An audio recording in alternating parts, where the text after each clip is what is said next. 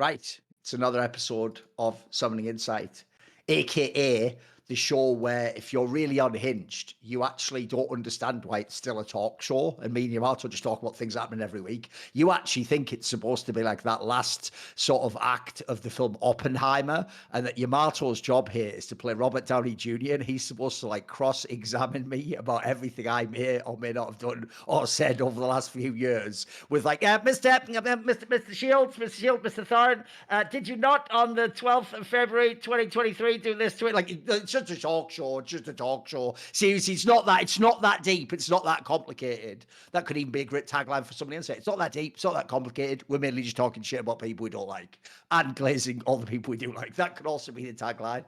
I mean, in many ways, that was like Monty's fucking MO, wasn't it? You know how that worked. Riot. Boo, they're bad, aren't they? Never get anything right. Whereas people that Monty likes, bizarrely, a lot of optimism. Papa Smithy probably work out from the 17th time he tries to do some Worlds. You know, he almost did something this last time. Almost. But anyway, best thing is watching this show, so probably hurt his feelings on a very minor level and totally unnecessary, which also could be the other tagline of Summoning Insight. Hurting people in the scene's feelings on a very minor, unnecessary level, but still doing it consistently. But anyway, let's start, because you know what? Normally, Yamato, we obviously start with all those fucking nerd, hipster Asian regions like, oh, you guys are watching LTA? Peons, I'm watching LCK still. But now we actually did watch the Western regions as a major one, because obviously LEC was the last to finish. So let's just start there. Let's start with the glorious toppling of G2. I will say, this is one of those areas, I'll always find something to complain about Yamato, but one thing that does mildly annoy me is when people use narratives that are really based around like a lineup, but then they use it for the team org. So I'll give you an example. Like the old school version was when the EU LCS first launched, you had that Fnatic team that won the first few splits, right? And people used to go, Fnatic, of course, incredibly experienced. They did win season 1. And I used to go, Miss, before we go on, Swaz and Yellow Star lost the season 1 finals. Yeah, Expected Cyanide won it, but logically, if half of them won and half of them lost, how would that make any sense to say the narrative is that they've got the experience of winning because half of them got the experience of Miss, before we go on, that doesn't make sense, Miss. So similarly, when we come to this finals, are you ready for what I'm going to complain about now? I just thought it was a bit awkward that people did these two narratives that just don't work. So one of them is like, oh, G2, the unbeatable champions, finally toppled. Well, by that logic, Yike was part of it and he still wins, so that doesn't work already. And then the other one is, they did hit this way too hard on the broadcast, Yamato, right? What you have to phrase that is, it's really tricky for Karmicon, because what you have to phrase is that technically they have like 2 rookies. Like, I still count Vladdy as a rookie, just played like the summer or whatever, and obviously Kalist is a rookie. But they kept sort of being like, and the team of rookies against the team of veterans, it's like, right. You are aware Vladdy's played more splits than SKUMod. That also, that you're breaking my brain with the narratives. Like you're making the narrative that could very loosely fit. You're putting it too much around there. You're putting too much mustard on the fucking. There's no hot dog left. It's just a mountain of mustard. Like there's anything in there. Like I don't even know if there's anything. There's just blood and mustard at this point in time. So anyway, as I pointed out, there's obviously a lot that we could get into. So let's just start here, Yamato. Let's just start with the fact that, like, this is essentially what people did complain about for years. People got, like, it's not even that they dislike G2. They just don't like the fatigue that they win every time, because the perception was that's why everyone flamed LEC. They said it means the region's too weak. I mean, you kind of saw it at the end, right? By the end, they could even just lose BO5s and just, like, have shit games where they were behind 10K, and they would still somehow just trip over and win the series anyway. So what do you think about G2 not winning? Let's start there. G2 did not win a split, mate. What do you think? I do think for the general sense of LEC, I'm with you that in terms of the boredom and the fatigue came from the fact that they could do anything and just get away with it. It's like only Mad Lions had the balls to like rip it away from G2 when they offered an opportunity, and Fnatic was like the only real resistance, and the way they lost was the bigger problem than them losing. This is the 10K gold leads of throwing them away against G2. It's as if mentally they weren't capable of winning. G2 losing this time around, it's like a lot of the things that we talked about in general. I do think that the loss of Mickey is very apparent. It's like in terms of how caps can flow in these games is like there's a big difference in terms of how much he can contribute, because like looking at the nitty gritty in terms of when he wants to trade, when he wants to posture, his super and jungle are not in tune with that idea at all. And usually it's like, if I think back of the times where I beat caps in the LEC, it was always where we devise a specific plan to just shut him down. There was like the Gilius trick that he always pulled out against Caps. It was to lock in Zach jungle and to just E on him, on CD, on mid wave, and we would just farm him. He would just drop like 0-6, 0-7, and as long as we like put the pressure on him, it would always work. It was the same thing when we beat them for the World Championship spot in 2021. Like Hilly was playing Pyke, and the big reason why we're playing Pyke is that enemy bot lane weren't really functioning, Reckless and Mickey at the time, and we could just move into mid, and as long as we put like our foot on the neck of Caps, then eventually he would like crack because he would feel the need to act in the game. And I think this team definitely reached that point. Once again, it's so crazy how good you can mask all your issues through good drafting. It's like you put together a good draft, and all of a sudden it's like I bought into it. I was like, damn, G2's back. They figured it out. BB on tanks, covers up for the issues of Labrov. He connects into mid, puts on division together with them, and here they are with the Civil Lulu. Everything is flowing. Got the Choga, got the Warwick into Ambessa counter, and then the moment those things get peeled away, then we are back to step one again, where G2 have these issues with connecting with jungle and support, and Casey just tore them apart. And we had the Warwick before the Ambessa ban, no more Draven first picks, and then very, very good priority on the mid lane champions. I thought that game one from Casey was so beautiful because G2 was very, very greedy in the champion choices, and then the Talia slam on 3 into ban Aurora, ban Ahri, no combo with Vi into Orianna lock-in. That was like a beautiful piece of like preparation. Casey just were on par and even better in the prep department, because you could see it's like that game 3 that G2 dropped. That's a desperation attempt. Like I've been there before, where we locked like Yasuo, Jace, Diana, whatever into the enemy team because we're desperate and nothing is really working. Playing Urgot, Thresh, and fucking Rise blind, that is pure desperation. And I haven't seen G2 that desperate in a long time. It's like the last time I saw them this desperate was 2022 in the finals against Rogue. So to see them there and the KC team being able to pull that out of them is beautiful. It's like KC just played better individually, better as a team, and also they prep better. So across the board, G2 just got handled. I've got a few angles, as I alluded to, that I do want to bring up, though, to tease out of this. So first of all, as I said, one of the people who wasn't there last year when they win all the championships was obviously Skewmond. He's a rookie to the LEC. Bro, this guy, this is one of the reasons why at those positions, support and jungle, it can be really dangerous to bring new people in if you want to win immediately, not like ramp up, you know, have a few split. Like, you saw in this finals, bro, look, we can do that like Yikes. Yike had a great series, blah, blah, blah. But this guy also just missed all his smites, it felt like. Looked like he was kind of choking a bit, Yamato, or like the pressure was getting to him or something. Oh, definitely. It's like the Pantheon game stood out as one where the smites should land. Like I am a little bit generous when it comes to certain situations where setups matter more, and it's like putting yourself in a 50-50 is usually a consequence of a mistake. But when you're playing Pantheon, it's like you have the biggest smite damage and so forth. Definitely, I'm with you.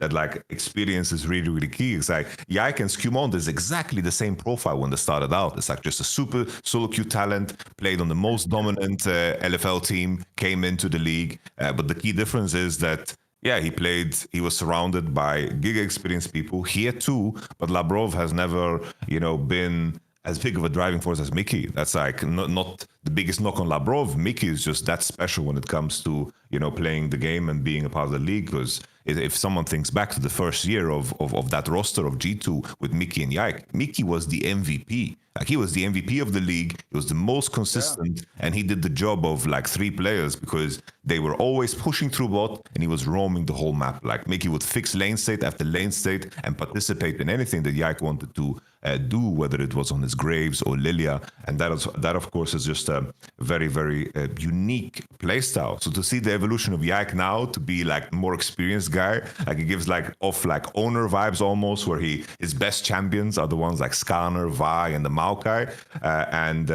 and now Skewmond, of course, the inexperience is clearly there. But I think in terms of jungling, like pure jungling, he's fucking good. Like this guy's gonna have a future. Skilled, super, super good. So I'm more worried about Labrov though. Like Labrov.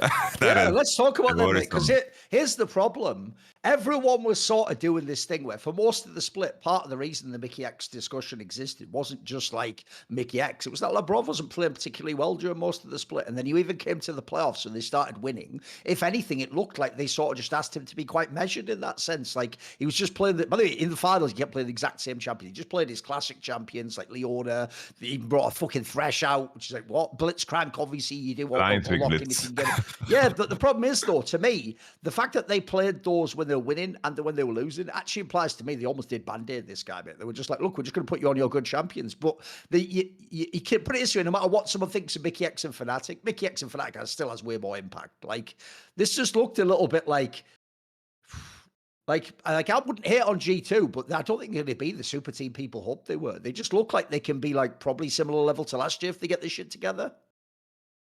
Oh, it's such a tough gambit because I'm still worried about the future. It's like if your intention is from G2 side to do better internationally, and you are on a contract year for caps, like it's so damn tough. It's like you need to secure caps somehow, and usually what has happened in the past with caps in G2 is that he usually pre-signs early. It's like it was a part of like the Oslo strategy in the past where he like made players sign, early on before they went into, of course, the market. And it's like Caps is a player that carries so much leverage. Like he probably could have made millions more if he enacted his leverage, because whatever anyone said to him in any offseason, if he went into an offseason wasn't signed, the whole Western world would stop.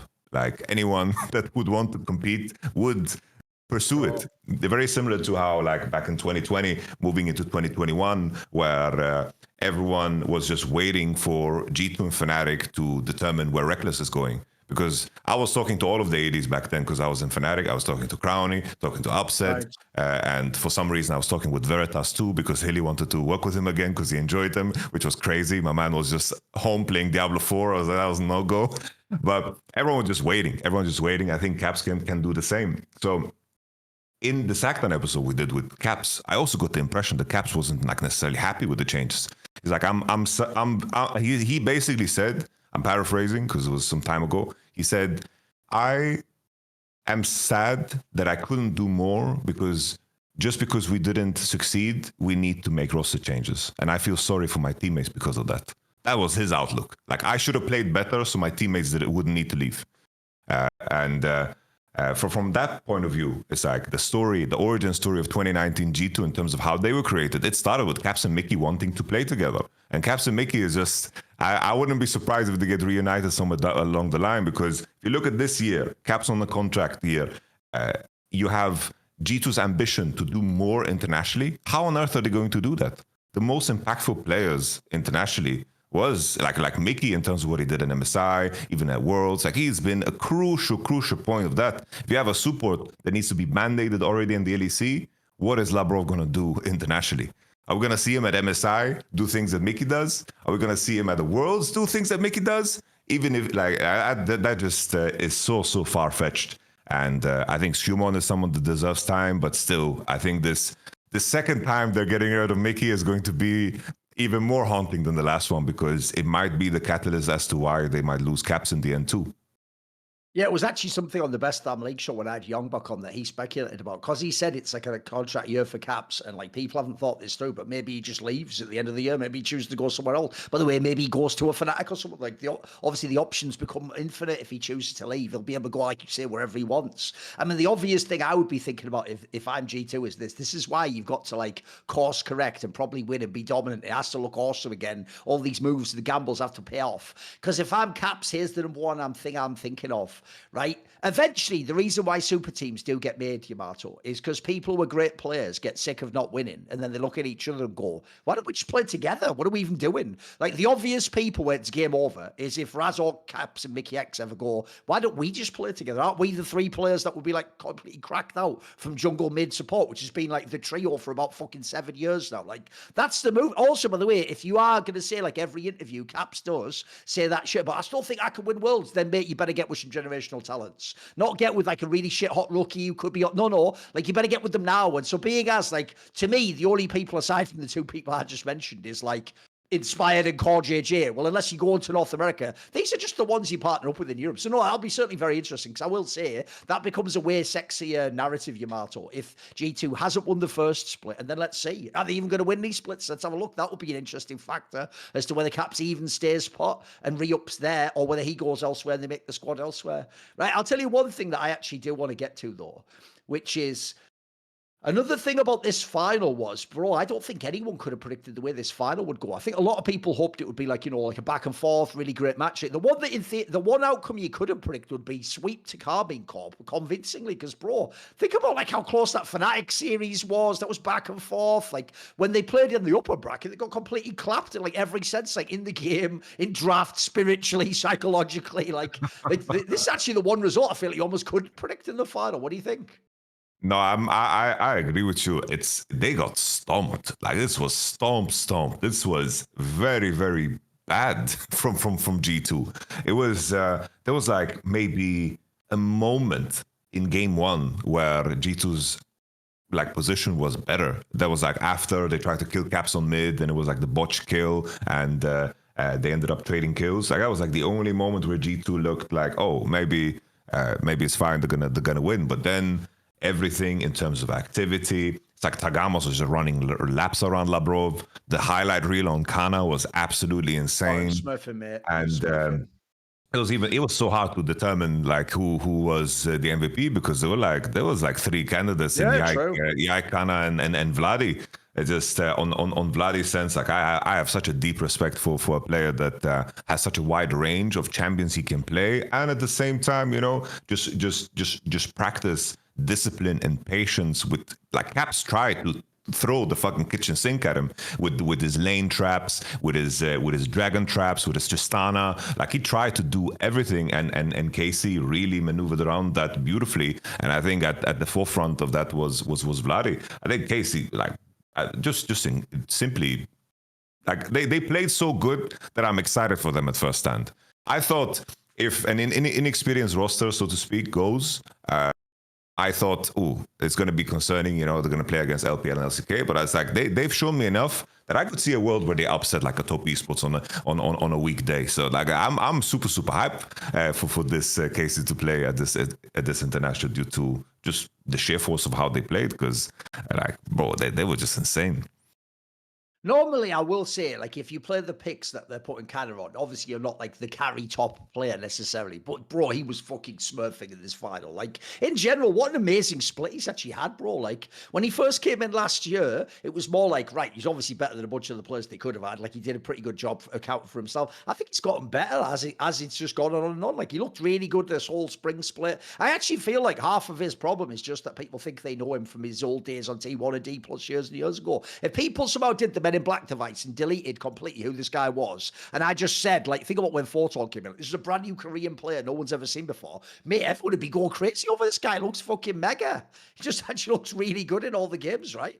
It's borderline where I could imagine he plays well enough to maybe get like decent LCK offers at the end of this year, which is it's crazy that KC managed to like it's such a good decision from them last year, because they were scrambling and they just picked up mercenaries at minimum cost, right? In Closer and Kana. Like these were incredible signings considering they were like in the market, and they just went for them to restructure the roster, and it worked out beautifully, just to set up like Vladi for success and to see what kind of pieces they could keep coming into, of course, the next year. And now they work with Kana for one split, and he progressively got better.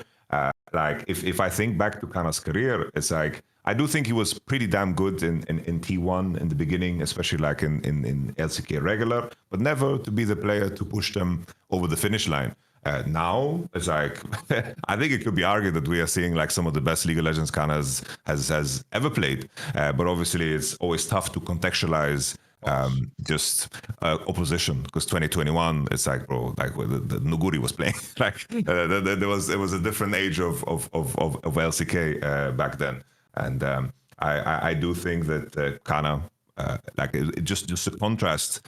KC recognizing what are we doing, putting him on Ornn, Sion, K'Sante in the first series. The only game we win is when he plays Rumble in a very, very difficult matchup, and they still piece it together and win that one game, and he is really, really useful in a very tough Rumble game. And here, just drop the tanks completely. Let him play his Aatrox. Let him play the classic carry Korean top lane champions that we always see, like the Gnar, the Aatrox, the Renekton even, right? And you're going to find success. Kana has been very, very refreshing. I think top lane in general for LEC in this split, looking at the top three, I do think BB, Oscarinin, and Kana have been like competing. It's a very, very, very good performance. Yeah, for sure. By the way, the Joker first stand, if you actually look at it as well, is they've got Zeus, Impact, and Canna. Basically, anyone who's ever played for T1, as long as you're not on T1 now, you're allowed to go to the tournament. There you go. It's just the T1 top laner convention plus 369. Like, I never beat T1, but it would be nice to, whatever, bro. So, no, we'll talk about that later. Tell you one thing, though. I referenced it earlier, Yamato. What this also this is what's so funny about how playoffs go, because as soon as a playoff result happens later in the bracket, it does make people think differently about the ones before. So 1 second before this LEC Finals began, the narrative on Fnatic was, they're just fucking shit at the game. They don't even know how to play. All they do is just get behind and then fluke a win, right? That sounds very differently now, Yamato, when you consider G2 couldn't even get in a game against Karmine Corp. I'll tell you what, Fnatic looked dodgy as fucking all those series, but bro, they could make like an actual, like what you call like a slap down, drag out fight. You could just make it like a fucking messy ass game. And you know what? I'll give them one credit. As much as people want to flame Grabs on, they're like, his drafts are all shit. He clearly does do some comfort drafts though. Like, bro, they clearly sometimes get a draft where like you can tell that's just what those people want. Like at this point in time, by the way, I've just accepted. I used to just criticize all the coaches. I can tell when he's nervous, bro, he just goes to comfort picks. Like, I don't think he really sits down there and goes, oh, what the hell are you looking at? Volley bet me. He saw that in fucking LCK and he decided to play it. That's what I can tell just happened there. So I don't even blame the coaches anymore. I think these players want these picks, mate. The fucking MF, I think they want that instead of the Tristana. I think they just do. I think they're agreeing to these picks, if not suggesting them. So, but I'll tell you what, it works some of the games though, mate. You can certainly see they can team fight from behind it. So I thought it was quite interesting to me after the final, like recontextualizing Fnatic. What do you think? So on the angle of like how much power you have and the relationship to the players, usually it's like my theory always, or my like how it's been for me, it's like when you're playing in that final game, it's already predetermined who is going to decide or who's going to play what, because everything is just a foundation of like what are the habits and what are the kind of what is the work you put into to reach that point. It's like usually the relationship you have with certain players, you give them leeway. Certain players you give them less leeway. Like if an example 2022, if Hilly told me I want to play Pyke, to go against him in that moment, if it wasn't a best of 5, would just be disastrous. Like if I told him no, he would lock it in anyway and he would just play, because that's like the relationship you built up. And to make Hilly succeed, you need to believe in him at every step of the way. It's like if he tells you I'm going to fly by jumping off this balcony, in that moment, like you need to believe in him, because otherwise he's going to just dive face first just to prove a point. You know, so in that moment you just hope that he lands in some bushes, you know, if it's a tough one. And sometimes he does manage to fly, like he did on the Pyke games. And then there's certain players where you just gotta keep them on the leash, you know. You need to do some word jujitsu to get to that certain point. Because you mentioned like the Volibear and the relation to Razork and him wanting to lock it in because of like LCK. I think it's the same thing with the MF, right?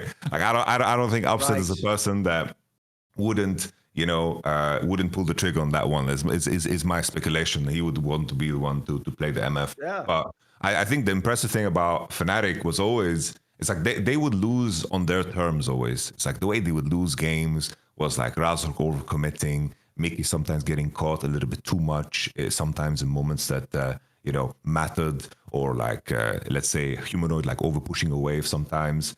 But in terms of the context of the game and the pressure they put on the enemy, even in the G2 series that they lost, they were in control for majority of it.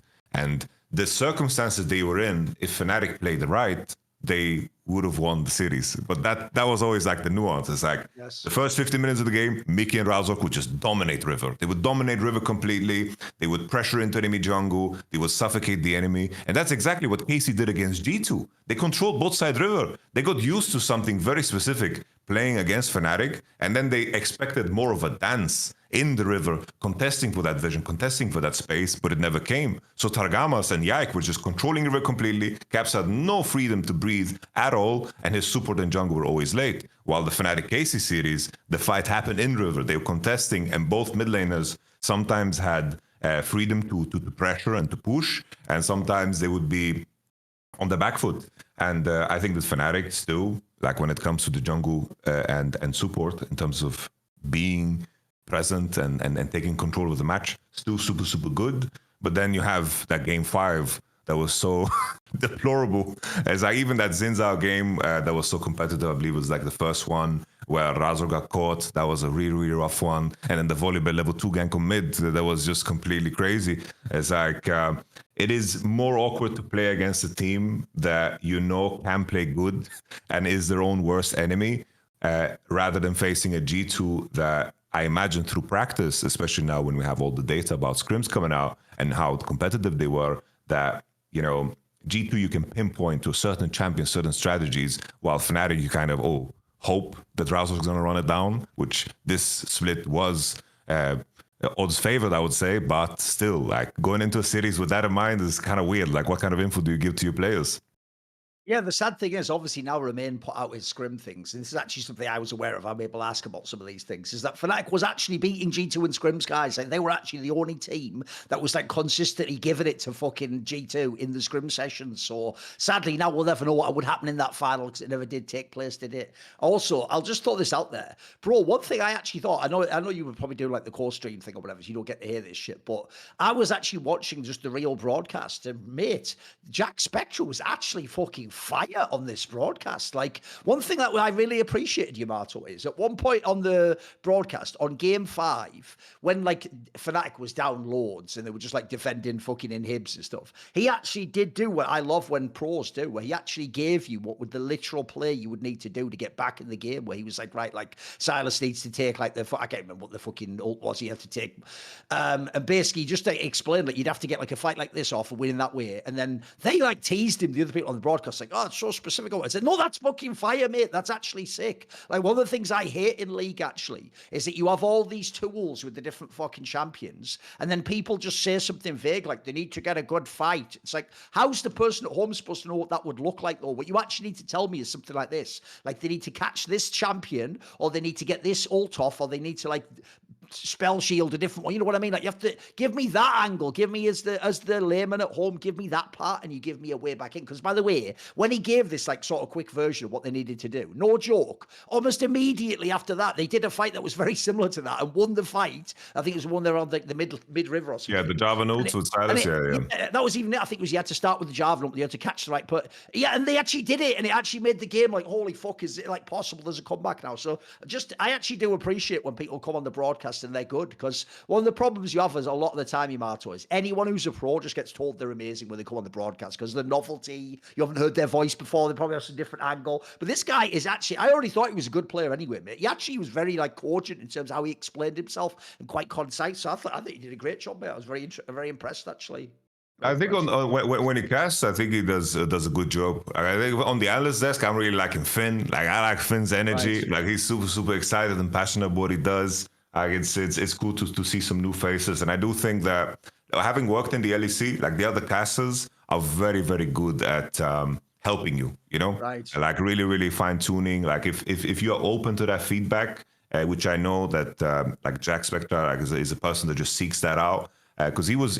I believe the story is that Dracos basically recommended him to join the broadcast and to go into casting, and I'm sure like Dracos is like mentoring him. It's like Dracos has been in all those pairings in the past. He was casting with Deficio, casting with Kedro. It's like he has so much experience, and I think Jack is a person that will like go in and apply like the pro player mindset in terms of like improving onto something. So I'm excited to see like the growth of him, even though he left us in the lurch.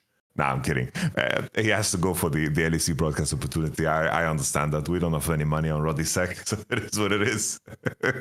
Right, I'll tell you what we will do, though, because we did discuss this before. So one of the actual downsides, actually pisses me off a bit, mate, is, first of all, like in the LPL, because they did that stupid group stage thing, they actually gave like an MVP after that, but when you just played in your bloody stupid group, which is like, what? So we're going to do our version of like a split awards for this LEC, Yamato, and see where we come out on this? Because obviously now's the perfect time to do it before people forget, and then you get lost in the mists of time and who actually was the best, etc. So let's start at the top. The most obvious, easy one is most valuable player. Now I will say, I think it's on awards like these. It's up to you. Also, you define how the awards decided. Like I typically do who I think actually is the best, as in who is playing the best. It's not about you have to be on the best team or whatever. So it's up to you how you want to do it. You can pick the best player from the best team. Who is the most valuable player of the LEC? We're just counting the whole thing, playoffs and regular split here, yeah? Okay. So who are you picking? All right. So for my MVP, I am going to choose Vladi. I think the context of facing up against the mid laners that he did play against in Humanoid and Caps and so forth, I think is super relevant. I think the poise he plays with and how important the mid lane role is in terms of how the game flows is super he did incredibly.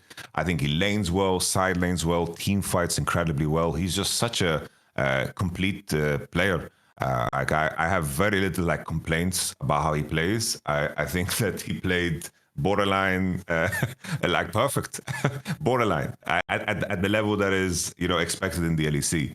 I think the other candidate in my mind is when I look at KC would be Kana, but I do have to pinpoint that one series they played where he played more of the tanks, and it seemed like he was kind of off in certain cases when it came to certain champions. I think that he's very damn good at his role, but I think Vladi just has a wider spread of what his role can be.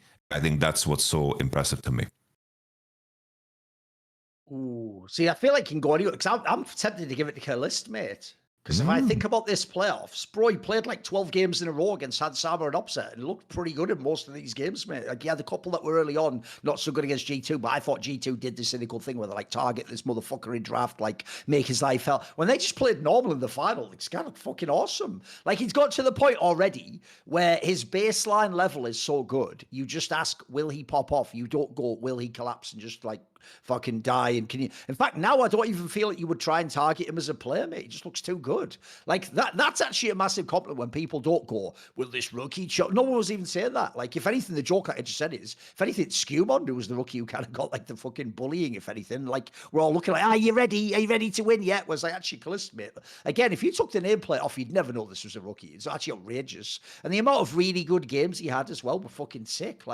Again, I feel like even the base level of a carry game for this guy's higher than most players who play his position, not even rookies. So, no, I think, by the way, I actually think it says a lot about Karmine Corp that you can go many different ways on who the best player in their team even was. It really wasn't one person just smurfing. In fact, I'd go the other way and say I don't think anyone played badly in this team. It was actually outrageous. Normally you can get someone who has an all right split, or did they get carried or whatever. Everyone looked pretty good. Even the Targamas one. The most interesting thing about that was there was that illusion a few weeks back where they said something there was an interview from in his team where they said something, Yamato, that now he talks so much that if people heard the voice comms, they would think he was the MVP of the team, which is holy shit, that is insane if true. If that's actually, if now he's comfortable and he can actually sort of come as he's playing, no wonder they're fucking 1.5 times better than everyone thought on paper. I also think, by the way, it's just kind of cool because I don't know anyone who had Karmine Corp as the #1 team this year. Remember, it went like this: G2 if you want the old one, Fnatic if you just look at the roster, maybe Koi because you think Giorgio upgrade or whatever.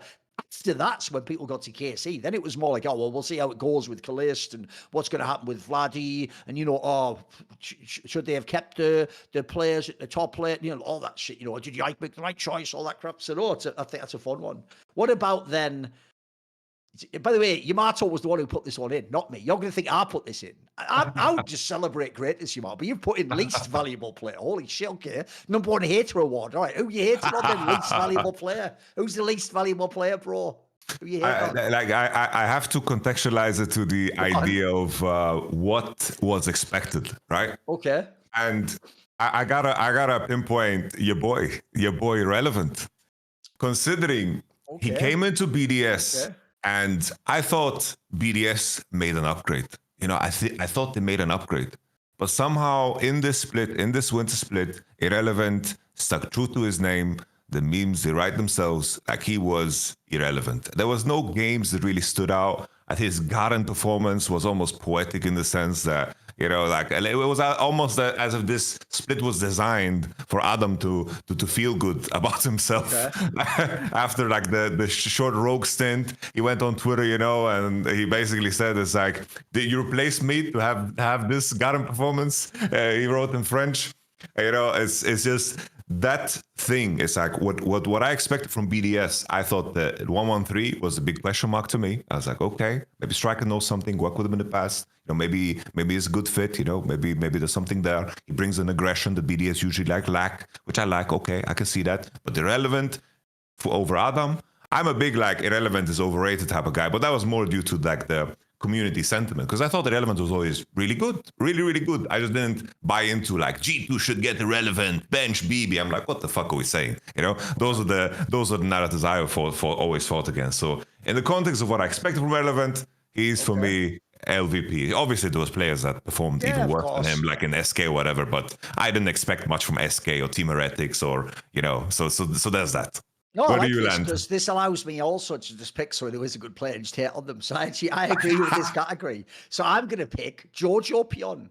Because, bro, he was supposed to come as the promised one from NA. Shows, by the way, what I still do believe is true. Like, I do believe back in the day, if you'd had Doublelift or Dar.com, they would have been good. They would have had success. Now, look, he showed flashes of that. Early on, you got a game or two like that. But, bro, by the end, if I had to name one of the most underwhelming partnerships, it was Elyoya and Jojo. It was the fact that, like, towards the end, by the way, they were even giving him all of his picks. He was even getting the Yone and all that shit. It just didn't really matter that much. Like, it was kind of a bummer to me. Like, the way they went out against Fnatic, I thought was just pathetic. Like, that wasn't even particularly spirited, you know. That wasn't some crazy back and forth. That was kind of just like, these guys looked all right in the regular split, and then they were just fucking what you call fool's gold in the playoffs, mate. They never showed up. I mean, remember that story? They themselves even would have lost one of those BDS games that just got gifted out of nowhere, that crazy, like, nuke throw, whatever the fuck it was. So, no, I actually thought how underwhelming, because when I looked at this team, this was the team where, on paper, that should be an immediate upgrade. And in fact, you should probably immediately be going for the championship. Like,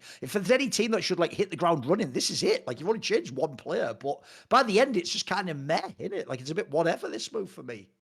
Agreed. Jojo Pion was rough, man. Like he like week one was solid, but then after that, it's like even the regular split games were really bad. A lot of unforced errors. It's as if like in the end, as you mentioned, it's like he turned into comfort, but he just turned into like almost like a Leicester Frescawi in a sense, because at least Frescawi knew there's a benefit to knowing how bad you are, because then you will adjust what you do in the game towards that. And there was this sentiment among mid laners playing against Frescawi that they thought it was so frustrating because they knew he was bad. But I think also he knew he was bad, so he skewed he made sure that he was there in any activity that happened. He didn't pursue for more and let everyone on his team drive the game. Jojo Pion is supposed to be more. He tried to be more, and in that spirit, just inted. Like he inted. So I'm with you. Jojo Pion is a very big one. it's a good one. I like that one. Right. What about? Obviously, this can be in any context. Biggest disappointment. Who's the biggest disappointment for you? Biggest disappointment. We've already mentioned two very big disappointments. I'll tell you what, I'll make one specific for you. My specific one, this is very carefully phrased, is Fnatic in the playoffs with a lead. Ooh. Bro, if these guys could just close a lead, it's crazy because when you have players as skilled as theirs, normally you say, don't let them get ahead of the game, don't let them accelerate the game because they could take. But these guys, they're like, there's something about Razork, bro. I don't know if he's got trust issues from past teams. He's just way too hardy to close the game. Do you know what I mean? Like, it's like he can never just let the game come to him and sort of like have poise. He does that thing where it's like he's so eager to like get the. But it's weird. This happens in combat sports. So sometimes people rush in for the knockout and they themselves get knocked out as a result. Whereas like you're winning the fight, mate. You're controlling it. You're in your pomp. No one can fuck with you. Like, so like, that's why it's specifically them with a lead, mate. Because if you convert all the games, they have leads. They're like. They're in the finals, if not the champions this split. Like, remember, people will forget. They also, not only did they do well against Karmikop, in the upper bracket, they had the leads against G2 before they lost. Like, something went wrong with this team. What are you thinking? No, the Razork is like fucking that Cody Garbrandt, you know? Like, oh, he gets like a good punch in, and then he just wanted to go for the kill and just had no discipline the longest time. He definitely has this biggest disappointment. Like, I think leading up to the finals, in terms of Like what, just what G2, the aura they built around the whole drafting conversation. Like I just expected more, you know. I just expected more in terms of the prep work. The traps they fell for are like traps that are common. And wasn't that the craziest thing as well in the finals? You were just sat there like, where's all the like secret tech? Like, what is it? This is just normal. Like, what the fuck? These are the real drafts. Oh, well, fuck then. What? Like, I thought some like next level shit was going to come out in game 3 or something. Man. It didn't really. Just overwon it. It is a dance. It is a dance. Like the sniper bans were good with the Lulu, Silver Lulu denied and so forth. But like I just expected more. And that game 3 was so damn desperate that like it's etched into my mind. And now I'm thinking back to all the like painful G2 moments, like sticking to Nocturne Oriana for fucking 5 games straight at the World Championship and all that. That was really, really a painful moment because Casey, fair play, insane draft prep. But I just hoped that this G2 onion had more layers that weren't so rotten, you know? Right. What about then? Biggest surprise? What's the biggest surprise? You want to start with this one? Yeah, I mean, you've already done one, so I'll echo it. I actually think it has to be Canna, mate. Like, I've watched this guy's whole career. I'm actually a fan of, like, carry top laners from Korea. But the difference is, I always said to me, his problem was exactly, if you think of the teams he was on, they were like tiny bit too good for him. He was one of those guys who's like above average. Like if you, by the way, this guy probably should have played most of his career on a Freak of Freaks or a Sandbox type team. That sort of team is like his level, DRX. Like that's the sort where you could be like a good player on that team. You could contribute and maybe you could like go to Worlds as like the 4th seed or 3rd seed or something. Or you could make like a semi-final run. My problem was he just was never like the super elite players, which remember from that country are the best top players of all time. Khan, Smeb, fucking these are the gods, mate. Like these guys are unbelievable. So I always thought he just got hard done by because he would often replace those people on teams. So already you're in a hard spot. And then 2, he was always joining teams where he's supposed to win worlds, bro. Like you have like the highest possible expectations. So I did think when he came to Europe, people were way too harsh initially. Like they were making it sound like when you get like a really old skill, like when fucking Cacao comes like 5 years too late, like, oh, no, he was never going to be that bad. But the idea he would be like the best in the region, which I think, by the way, yearns after this fucking finals. Like he actually did outperform Broken Blade, and actually Broken Blade was getting mad props for this split. So the idea that guy's hit the best Western top lane is pretty kind of crazy. I could never have expected that personally. Yeah, for sure. No, that's definitely a good one. Like, beyond like the Casey storylines of like them winning, obviously that's probably like the biggest surprise in the fashion that they did. Like certain players outside of Casey, there's 2 that stood out in terms of the performance. Like I think 113 was fantastic. Like I thought he would be like a big player. He had some good games. I think he made BDS very, very active. And the other angle is like I always made the comparison that Hansama is very similar to Gumayushi in the sense that he's an AD that drives his support to carry the game through his champion choice. And the fact that he was capable of making such a switch up in the middle of the split, where basically Gumayushi turned into Smash, but only with one player. He did the switch up, the Ezreal commitment, the Sivirs, and that was like super, super cool. I think that was super, super impressive that he became the most consistent force of this team, besides maybe Broken Blade, where they really needed to restructure their drafting and find more carry potential through AD, and that he could catch that after certain periods where he was pinpoint as a player that only wanted to play the aggressive ADs. I think was also super, super impressive. But I think the biggest surprise awards should all go to anything Casey related for sure. Bro. Right, what about then best drafting? Who was the best at drafting? This one's so tough because that best of 5 between KC and G2 was probably some of the best fearless drafting I've seen globally. Like on par with like Tabe and Home, you know, it's like on par with those guys. But I really, really like the evolution from KC to find the ways to break down G2, like making sure they don't get the Civil Lulu, ban the Warwick to force the Ambassador ban, and then to line up their first pick through that by making sure that the enemy has to remove these champions. I think was super, super neat. But I have to give it to like the peak, because in the end, I think it's very impressive that G2 managed to band-aid so much through their drafting, because in the end, KC was so complete as a team. They managed to hide Labrov weaknesses. They managed to hide Skumon's weaknesses, and they did so through drafting. It's like G2 had the equivalent of like the Anyone's Legends run in a sense, because at the end of the day, I think in hindsight, we can easily say that KC's individual players were just better. No, I would also agree. I think you actually have to give it to Dylan Valco this time around because, one, I think by the end he didn't have the best team. And then, two, I also agree. By the end, it slips out when you played all these BO5s. But I actually thought they made it look like it wasn't just drafting, like they were just the best team again with all the best players. But you can see that wasn't the case. So, no, I thought they smurfed. I even thought they had those ones where, like, if you're Fnatic, you think you won some of those drafts or whatever, but, like, you didn't. You didn't know specifically what they wanted in their comp. So, no, I'll give you that one. I think that was a banger. Right, what about worst drafting? Brother, the first thing that comes to mind is that fucking MF Lulu moment, with the with the volley They barrels. definitely had some criminal ones. Considering they almost made the finals, they had some criminal drafts, didn't they? They had some bad ones, mate.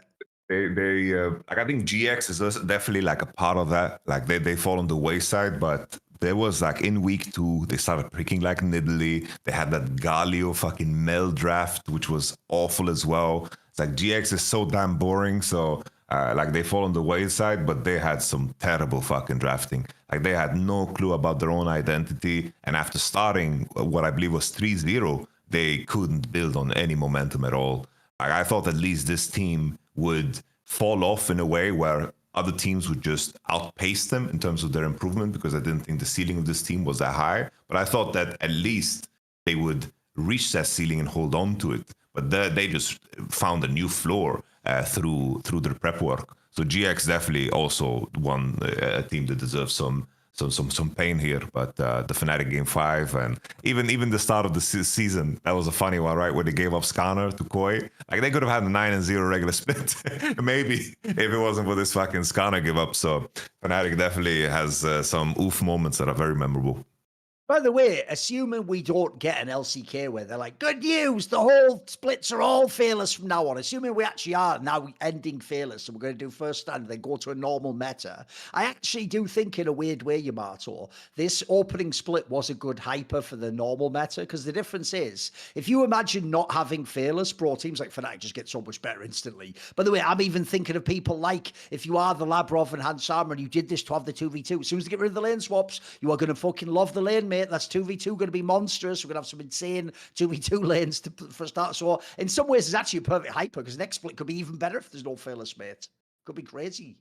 Yeah. No, it's hype. I wonder if Riot will cave, because as we had the episode with Monty where we talked about fearless and like what we would lose, in the long term if there was a big commitment to fearless, and it's very obvious. Like globally, the precision of League is at an all-time low. Oh, and sure. I made a tweet and people were very, very angry, and they like misconstrue things always on Twitter, you know how it is. And it's like I think for the average fan, they just don't give a damn about the lack of precision. No. Like the mistakes are very relatable to them. They still talk like everyone's just hinting and fucking up. I'm like, bro, no one's ever played this comp before. Yeah. And into that comp, no one's ever played it. Like, this is crazy. It's why if every single BO5, if you notice, has at least one game everyone thinks is illegal. But that's also because it almost has to be at this point. No one can really master all these comps, bro. It's just impossible. You can't. As there's too many mutations of what paths you can go down. And the funny one to me is always like, why is this champion open in game 4? Because it was banned every game. Come on. I do think that maybe this year, due to competitive integrity, I don't know if like teams are gonna come together and agree. That's usually like one lever that they can pull to move away from, like move into fearless. But considering that they've said that the calendar year is going to be a certain way, I would be very surprised if they make like that change. Like I think a lot of people would get like angry on the competitive side. But if we go into next year and fearless is going to be something that is there always, I could imagine that to be like a net positive for the numbers, but definitely a negative for precision, because it's like we saw mistakes from Chovy we never saw. Like we saw mistakes from like the most disciplined teams that we would never see. Like some of the like teams like Bilibili, How Alive, like all the teams, the usual suspects are not at this international event. It's like everything is in the air, and there was definitely like a lot of question marks in terms of gameplay. But I do think from fearless in terms of what you can do, I do think that there is a learning curve to it. I think that now it gets exciting in a way for fearless, where I do think there is a deeper evolution to it, and there's a lot of tricks that you can pull and a lot of things that can be done. There are certain elements, like for example, Team Liquid. They opened all the OPs just to get them out of the way, traded, get them out of the pool right away, be stronger on red side, and this was an angle that they did. We saw many triumphant victories through prep, whether it's Tabe or G2 or Casey or anybody else, or like the Olaf Game 5s for Zeus. I do think that aspect of it is cool, and I think there is more to be done from that side in terms of strategy. So for someone that loves competition and precision, I do think there is a lot more to be had there in that department. I'm going to pick for mine. I will take Fnatic as worst drafting because the joke is like, even though sometimes the drafting was fine, it just also looked to me like, I will just speculate that I think some of the players had input in some of those. There's no way that the coaches were not picking those, like fucking, that wasn't a blackboard with a flow chart that led to those comps. Those are the ones where it's even worse on a game 4, game 5, where like individually players are picking shit where it's like, that doesn't even work together, but whatever. You say you want it, there you go, fucking lock it in. We're all going down with the ship together, I guess. Right. Best off-season versus expectations. So basically, based on coming into the split with the expectations, who actually in the end had the best off-season? Who killed it? Casey is just the easy one, right? Pretty good. They won. Sure. So how about we look beyond that? Where do we go beyond that? I mean, put it this way, you can still give G2 a lot of credit. They were still in position to potentially win. By the way, I actually do get the vibe as well. If you look how G2 looked like they had no answers in the final and their draft seemed to collapse, I almost do get the sense, because how scrims were won, they thought they might be playing Fnatic, not Karmine Corp, and they were sort of like fucking getting ready to try and beat this team that's been beating them in scrims. And they didn't look like they came prepared for Karmine Corp to me. So I still think, bear in mind you have rookie Skewmon. He's never played in the LEC before. He's still in the finals, could potentially have won. Labron wasn't great, but like... this is why narratives can't be what you call narrative whiplash. You can't just have it Yamato, where 1 week G2's unbeatable. You're a fool if you ever thought anything otherwise. And then the next week, like now, they suddenly look super mortal. Like they couldn't even win one game. I'm with you as well, by the way. It's like they didn't just get 3-0'd. That third game, they weren't even in it. It wasn't even like that shit. At least when Fnatic was playing against Karmine Corp, it was like, if we fight back, we can get it. No, they were like so far behind. It was actually depressing. Like you were actually just getting pissed all over by Karmine Corp. It was a fucking joke. So, no, I mean, there's not that many other teams. The problem is a lot of people sort of fucked up this offseason, I feel like. Yeah, like in my mind, I did expect BDS to land somewhat higher because of like the point before with the relevant. That was one. I think Koi getting fourth is like reasonable. KC, I think in terms of where I expected them, like I figured this was like a very, very stacked roster in terms of just individual talent, but I thought they would struggle to be on the same page. Yeah, And they were literally like the most disciplined team in the league, which is crazy to even say. True. Like that first game against Koi is something that stands out, or even the series against G2. Like they were so insanely disciplined when there were so many question marks. Like Yike moved from G2, where everything is already said for him. Targamas, a player that speaks less, but. And then we have, of course, like an import in the top lane position that barely speaks English, So many question marks, but then there you go, boom, just the most disciplined team in the league and winning the league. It's hard to look away from KC in terms of like the expectations. Other than that, I do think that everything else kind of landed somewhat where expected. I think Team Heretics did better than I thought. They figured out, some bits and pieces about how to, draft scaling. And, I think the Rogue, I expected a little bit more for them due to the tenure of those players, but they were just straight ass. So there's that. Is that the end of the LEC segment? Is there any award you have in mind? Do you want to flame somebody? No, I think in general, here's the thing. I feel like actually one of the things that does annoy me about this split is, to me, because G2 people thought we're going to win this split, I think people were ready to flame LEC again and be like, the level's not that great. Whereas I think it's just fearless, mate. I think next split, if there's no fearless, I think the top 3 or 4 teams will look really good. Like I'll even take people like the Kois of the world. They'll be right back in the mix. That'll be quite interesting. Maybe, by the way, a team like GX even looks like they would benefit from just a standard meta. Like there's a lot of teams I think get better if we go back to normal. So no, I think LEC is in a pretty good place, mate. I'm not hating. I I'm with you. appreciate it. Yeah, same. I think it's just the comparison is always internationally, but I don't give a fuck about that when I No, think about no. the LEC. Like if I compete in the LEC, I'm going to allow myself to have ego and be delusional. But looking at it from outside, it's more about the product itself and the competitive parity, and if the right names are given playtime.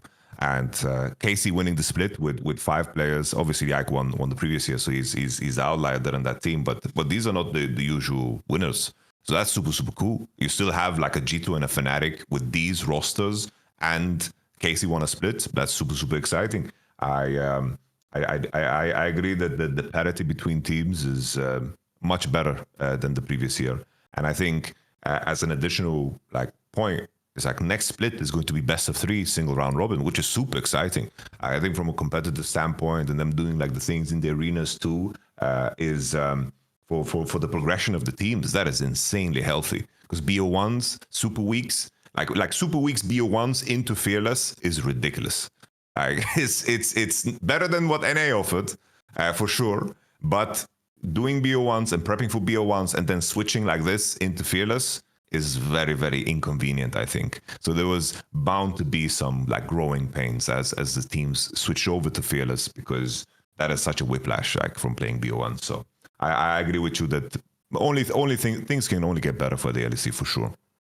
And normally, what I track is in the history of LEC, because the region has produced so many good mid laners, the list of people who've won is amazing. Like, if you don't know, the worst names on the all-time list are like Niski, Febervan, Larson. Like, it's a pretty cracked out list. So if you tell me Vladdy gets added to that list, mate, the way he played, he deserves to. Like, this actually was some like Expeke level motherfucker who just rocked up and had a bunch of sick ass playoff games. Think about the champion pool he was playing. Like, he wasn't just like, it's the Oriana Azema. Like, bro, he was playing like Victor, Hui, fucking Aurora. By the way, Aurora's one where, like, I see a lot of like veterans still fuck up that champion. It's like really nuanced. You go down, he had the fucking Corky, Jace. He was willing to play everything. This guy also, by the way, if you watch him play solo queue, he plays all this shit. But there's a lot of people do that in solo queue to like vent, and then they go in the game and just pick the same 3 champions. This guy was definitely willing to accommodate the draft. So no, it's baller when a player like that wins. And obviously, Kalist has an incredibly exciting storyline for the idea he's won in his first ever split. So, right, let's move on from LEC then. I think before we move on, I just need to ask you a question, Thorin. Do you yearn? Existentially? I both physically and yearn? existentially yearn. Yes, Yes, I used to yearn, but not anymore, because I have factor meals. I used to yearn for gourmet meals that were just prepared for me and were just there because in the spirit of saving time and making sure that I have good nutrition, you know, balancing that out is just an impossibility, especially with our line of work and with anyone's day-to-day work. You know, our hours seem to be increased and our hours seem to be distracted more and more about fun things to do. And somehow we need to also at the same time keep our nutrition clean, which is close to impossible without, of course, Factor meals. Factor arrives fully prepared. You can just put it in the microwave, boom. For any active, busy lifestyle, you can just adjust it to your needs. You can lose up to 8 pounds in 8 weeks with Factor keto meals.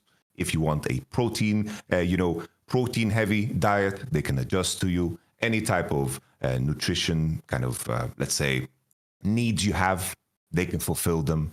It's super easy. It comes weekly. You pop it into the fridge. You keep it there. I, as a person, I can stream 12, 14 hours. I sit here. I would starve if it wasn't for Factor meals, and I'm very lucky to have a fiance too that helps me out. But when I try to cook, like the process of going to the store, finding a recipe, finding the nuance, the details, all that jazz takes me so much time. You get home and then you need to cook as well. Then you need to clean as well. Boom, 3 hours are gone for me to eat for 5 minutes, 10 minutes. That is not, like, it's not feasible at all for me. It just doesn't work. The efficiency of time against what I gain is just doesn't make any sense. And I don't understand how it makes sense for anybody else either. Because money-wise, I spend more money in the store groceries are going up in price. So Factor Meal, usually with a product like this, you think, oh, it's going to be super, super expensive. It isn't. That is the most insane part. You can even add additional things like smoothies, breakfast, grab-and-go snacks, and more add-ons. You can easily reach your goals with ingredients you can trust and convenience that you simply can't beat. So what are you waiting for? Eat smart with Factor. Get started at factormeals.com/factorpodcast and use code factorpodcast to get 50% of your first box plus free shipping. That's code factorpodcast at factormeals.com/factorpodcast to get 50% off plus free shipping on your first box. I'm very excited to say they finally arrived in Germany. I've had them in Texas, nice. I've had them in Sweden, and now I've had them in Germany too, and they hold up. I've been global, tracking all the Factor meals. Nice. Globally, they hold up, which is super, super good. You always get kind of, worried when it comes to distribution and so forth, but Factor keeps a standard and they are maintaining it globally. So that's super, super cool. Shout out to Factor for, supporting the podcast and also keeping me fed during these trying times where I cover 4 to 5 major regions. So thank you very much. Well, speaking of major regions, obviously the other major region that wrapped up last week was the LPL, which, by the way, to be fair, that was our pick, Yamato. We did, before the third place game, pick top esports. This is the reason why, though. This is actually a rare example, I think, of where the matches played out from there. Actually, pretty much as I expected. Like, it's funny because as this split went on, there were so many different rosters and different people that were good in the groups, and then not as good afterwards, or like good in the upper bracket, but they're not as good.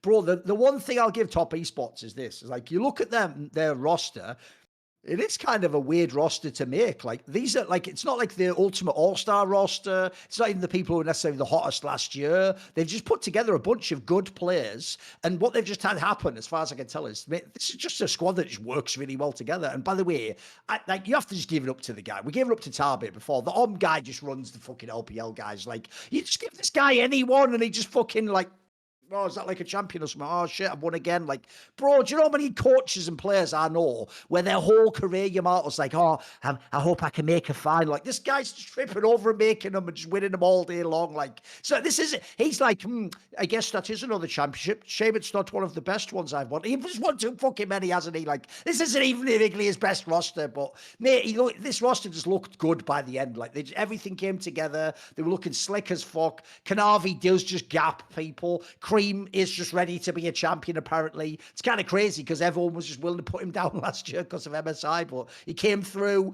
Jackie Love just is really good. Even Crisp, who everyone fucking secretly hate watches for years now, the Hillsang of fucking LPL, even he's winning championships again. What's going on? Give me some thoughts on top esports. Come on. No, it's just homie, Home. I don't know how to say his name. I always fuck it up. He's just, I don't know. He's just a player whisperer. I don't know, because it's like I thought we were at the tail end of Jackie Love and 369 career. These guys were inting. Like they have not been playing well. Like there were moments where Jackie Love, of course, was amazing last year, and there were moments where it's like, oh, 369 Renekton, oh, maybe he's back. But then it's like, ooh, lane swap meta, oh, that's disgusting. What's happening there? Oof. And it's like looking at this finals, bro, they got lane swaps on lock, like they are back. And seeing now 369 and Jackie Love like performing to the level that you expect them, and everything kind of, coming together in this beautiful fashion, that you have to give credit to the coaches. I think that it's clear, like in the JDG series, I think JDG just looked defeated before the even series started. Like the way they played was really rough. In terms of the draft identity, it kind of like almost reminded me of what we saw like in the series against like KCG2. It's like, oh, we're gonna play Draven. We're gonna put Paze on Draven in an elimination match. It's like, do you know your player profiles at all? It's like it reeked of desperation at that point when they slammed the Draven Nautilus into, of course, top esports. So I think top esports just had the perfect combination, perfect blend of like really strong individual players and also good prep work. We mentioned before, it's like JGG had like the good individual talent, but the prep work was terrible against Anyone's Legend, and Anyone's Legend had the prep work. But I thought even leading into their finals, Anyone Legend as a team, they got away with so much just because they had these draft gaps. Like individually, they weren't super performing.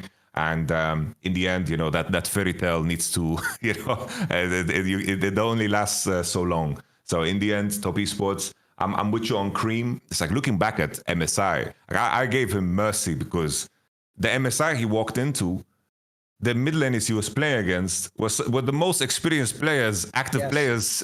You know, it's like Caps, Faker, Chovy, Knight. It's like the list is a little bit too nutty. So it's like Cream is definitely a player that deserves grace because it's like mid lane is just such a different role. It's like you mentioned, it's like the list of mid laners that have won in the LEC. Like winning as a mid, the responsibility on your shoulders is very, very different. And adding yourself to the list of names of the greats is a task that many have tried to do, and they failed. They have failed. Many names that have come and gone, but Cream now looks coming into this tournament looking like a potential X factor, right? So you look at it through the lens of like, can Top Esports upset Our Life? You know, Cream is definitely like a player that could on the right day, you know, provide them that edge. And I think Cream has been insanely consistent. And I think that Crisp is also a player that deserves a lot of credit because I think the same way people judge Mickey, it's like they judge him for his worst because his mistakes look relatable, but at the same time, they're not. It's like Crisp, I remember at Worlds last year, like everyone was flaming. It's like, what is Crisp doing? He's playing Renata trying to engage. It's like, yeah, they have no engage against his full poke composition. He's looking for something. He's going to look like a doofus, but that is because he's trying to win. A lot of other players are just going to sit there, sit back with Renata, get poked out and base, and then at least some random Twitch chat is going to speak good about him, you know?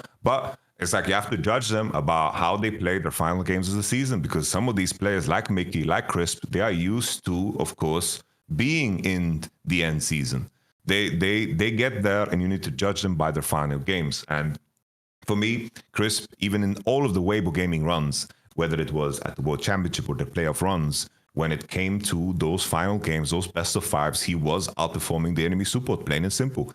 I think a crucial aspect as to why Weibo Gaming managed to beat Bilibili back in 2023 when T1 won, of course, the World Championship against them, it was because Crisp was ready to just switch like this with Light and play the Lux, play the range supports and just go. Crisp has a very, very good range, and I do think that he's just very, very underrated when it comes to, like, if you just judge him by the final best of five he plays, insane. And I think adding him to a roster where 369 and Jackie Love had basically the negative aura of that, where the final best of five they played of a season was just so damn ugly for Top Esports. I think it was just a fusion of this man's strengths and these players' weakness to then, of course, come together to be a very, very complete product. I think the comparison is good with Mickey X. I know what you mean. People, it's like they only ever talk about his ints. You'd think he was shit from the way that people talk, like just on Reddit or whatever. And then you go and watch these guys, and it's like, mate, a bad year for them is like, I made like a semi and just lost the final or something. Like that's a down year for these guys. I agree. Like they definitely, no one ever talks about the upside. They just act like he was just Doinby's minion, and then he was just fit ever since then. All you need to know is this: look, every single off season, bro, the amount of priority he gets in these like off season moves is crazy. He's always getting onto top teams. Like every year they make another squad where the rest of the names are like potential champions, and he's always in the mix. So it implies to me his colleagues respect him. And then also the player I actually want to highlight, especially because I think also sadly that fucking infamous JDG game against T1's broken everyone's brain, is Kanavi. Mate, people need to understand, right? This is a player whose like narrative got permanently caught in the freezer, right? He is now 24 years old, guys. He is a 5-time champion. He has been the MVP of the regular split, and he was a 5-time All-Pro player, first team. Like, this guy is like one of the most accomplished players ever. And remember, he is a Korean jungler playing in the LPL. Like, I just want to emphasize that for people. It's not like he's playing top lane. Like, I've always thought the two obvious positions you could play is if you just play top lane, they put you on an island and go, lol, we'll play around you if you have the Camille. And if you're ADC, you just fucking last hit and they move around you. Like, that's why people like Mystic could just be there all day long and you just fucking DPS in, and that's it. To play jungle, that's one of the most communication heavy roles in the whole game, guys. Like, this guy has played over and over again with fucking Chinese mid laners and he's made it work. Look how many championships he's stacked at this point in time. And everyone before wanted to do the whole like Yagao is Niski. There is no Yagao anymore. He just keeps winning without it. He wins with Knight, he wins with fucking Cream now. Like, this guy is just a fucking cracked out jungler. Like, all you need to know is this: I would guarantee if you could get all the players to sort of just speak in English and be honest, honest, this must be one of the most scary junglers to play against me. I get the feeling this guy just gaps you and you fucking feel wrecked in the game. No, Kanavi, yeah, it's always the LPL junglers. They always get judged. Like we need to look at their volume. Then their volume. Like, even that split when Milky Way like just had this miracle split. I felt so bad for Kanavi because Kanavi had the miracle split. He was so insane. It's always like these type of junglers like Kanavi. They just have such a wide range. It's like there's not a single champion where, oh, Kanavi's playing this, I'm not so excited to see this. It's like a player like Peanut, GOAT candidate for jungle for sure. Like when I see him play Lokin Viego or Zyra, I'm like, ew, come on, man, like don't play this. I don't want to see this show on my screen. But with Kanavi, bro, there's nothing really that concerns me. Just a massive range, and I think that regardless of what he just comes into the lobby with, I think he's always going to just perform, plain and simple. He had like that Pantheon game that was really, really insane. Like whenever he locks in, like even I remember it was the game that we were losing, like the Jax game. Like I didn't think he was necessarily the problem. I'm not a big fan of Jax, but just ready to pull off any card. I think Kanavi is fucking insane.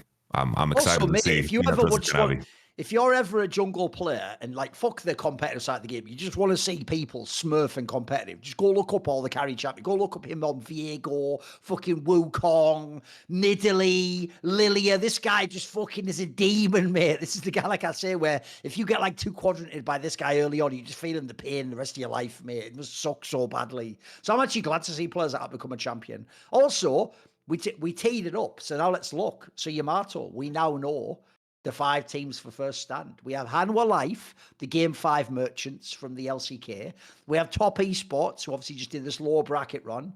We have Team Liquid, who somehow got through the shitfest that was LTA. We have Carmine Corpica from the lower bracket. And then we have Flying Oyster, who's actually like Doggo and Junjie, if people know those people from the former LMS, now it's Asia Pacific region. Right. Bearing in mind the format is this, if people don't know, this begins on Monday. It's actually very quickly as to when the turnaround is. So the format is, it's basically just a 5-team single group, and you play a best of 3. Let me double check. Yeah, you just play a best of 3 against each person. Then one team gets knocked out. Basically, the last place team, everyone's going to cynically assume Flying Oyster. Let's just say it could be. Then the other 4 go to like semis. It's like MSI from that point on. You just play then like a semis and then a final. And then those are both best of 5. So, right, first things first, assuming you don't get Flying Oyster upset someone, right? Assuming we're going to say Liquid and Carmine Corp can do enough to win and it'll be the top 4, right? Here's the first question, which is, who actually wins this tournament, Yamato? Who are you taking as the favorite to win? Who are you picking? I think anyone that picks anything besides Hanwha Life is crazy, bro. Okay. I think Hanwha Life is far too dangerous. Even like looking down the list of like best in position, I think that you can make argument for every single player on this team. I think that maybe you can argue against Kanavi over Peanut. I think maybe someone is questioning like Viper a little bit. Maybe that's an angle. Zeka vs Cream, I think, is an interesting one too. But like Zeus and Delight, I think that's just like they've just been so damn good. I think Zeus, what he's done in the LCK, I think he can replicate here as well as firsthand. I think Hanwha Life needs to be like the super clear favorite to take it home. Because here's the problem, Yamato. Part of me, first of all, even the name Top Esports is so cursed internationally. Yeah. You watch them at any time for the last 5 years, they'll let you down every fucking time, mate. Then also, I've got names like Jackie Love, Cream, like that's scary already. Like these people do fucking bomb international tournaments somehow. But here's the thing, you nailed it there though. Look, I'll give the prohibitive favorite should be Hanwha Life. On paper, they should win. But I actually do think the biggest factor that scares me is that Kanavi Peanut one, mate. Because if there's anyone could shit the fucking bed and be 0-5 and get absolutely pushed in, it would be Peanut. And even worse, you've got like this ridiculous, like in this scenario, Peanut really is an old ass guy, mate. He's been there so long, he's on some like master split. He's like, yeah, I'm old with it. But my brain is, my vitality is still great. And then Kanavi's just like oiled up fucking, look at his back muscles, motherfucker. This guy's a savage, bro. This is like one of those ones where you see those like YouTubers that are on all the fucking gear in the world, mate, fighting like some 60-year-old boxing. You're like, get the fucking legendary guy out of there. He's going to die. I don't want to. Listen, it's bad enough in fucking Rocky when he actually died to Ivan Drago, a real boxer in the story. This is like if the fucking Mr. Beast had killed fucking Apollo Creed. Imagine how depressing that would be. Like, throw in the towel. Mr. Beast's killing him. He's going to work on his body. Like, I can't handle knowing that your Kanavi's just going to get in that ass and fucking treat Peanut like yours and money. Fucking hell, I can't handle it.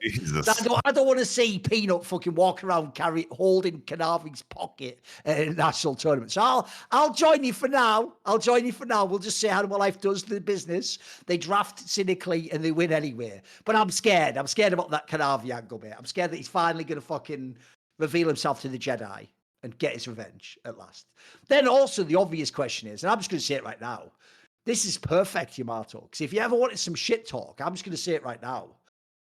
Carmine Corp going to get in that Team Liquid ass. I'm just saying it right now. But bro, listen, I don't hate your Team Liquid. I like teams with macro, etc. Not going to even matter. I think Carmine Corp's going to get in that ass. This is the right team for it, mate. This looks like the right team to fuck him up. I think Team Liquid by the patch is that we talked about before the show because they released this like first stand is not going to have lane swaps. They took lane swaps out the back and shot them in the head. And I think also Team Liquid's chances at the same time. Does it tell you that we played whole splits in all the regions? Then we get to the first national tournament, like, yeah, just get rid of all that. It's like, what were we doing this whole time? What were we doing? I think it might be like the most egregious change. Like I think it's like top 3 most egregious patches because it's like, bro, it's in 1 week. Yeah. Like, what are we doing? It's like at least the teams are practiced on non-lane swap scenarios. But even with the change they've made, it's like I did this. I tagged Riot Froxen as like, oh, deal with this one, Riot. This is a lane swap variant where basically like I presented as like, oh, you put your AD mid, support in top lane, starts bot, do one wave, cross into mid because basically they changed so 215 was the lane swap marker for mid lane. But now they've changed it so it's 330. And it just removes a lot of roam time as the supports usually have. You can crash 2 or 3 into cross into mid, crash 4 into cross into mid, and you're not going to be able to do that because you're going to have this alert. Get the fuck out of here, get the fuck out of here at 330 in mid lane. So this change, while they wanted to remove lane swaps completely, they've now removed like a very important element of the game just because they wanted to remove this one lane swap that I offered. I'm not gonna take the credit that I forced this change, but like the tweet popped off, you know, and they did change it in the patch notes after they presented something completely different. But Team Liquid is the team that's gonna get fucked the most out of this because these are the guys that are masters of this. They draft skewed very much towards that, and for them to adjust that is really, really, really bad. I think. KC should be favored against them. I've watched every single Team Liquid game, and like if you know the analogy you made for Kanavi versus Peanut, that's Yike versus Umti as well, bro. Right. It's like Umti is so terrible without the upside. Like you can make a highlight reel of some of the biggest sabotages that he's done for his team. He was serviceable. But I think in the finals, but I think that came down to like everybody else stepping up. Like Team Liquid found their groove with APA in his champion pool again. They found Ziggs angles early on soul angles. He looked like himself again. And I think that Code JJ was just a demon in the finals weekend, like absolute crazy what he did in terms of the team fighting and in terms of the play. Like everyone just kind of kicked it up a notch while Umti just stuck there. It's like, it's as if they were in the locker room. It's like Umti went to the bathroom. It's like, guys, we need to fucking play better because this guy is gonna fucking drag us back. So either we fucking step the fuck up and or we're gonna fall. The ship is just gonna sink here. Then he comes back in the room and says, oh, welcome, Umti. Yeah, you're good? You feeling good? You wanna play Scanner? You wanna play Scanner? You pick Scanner, man. Yeah. And then they look at each other and then they have to step up to the plate because that's pretty much what they did.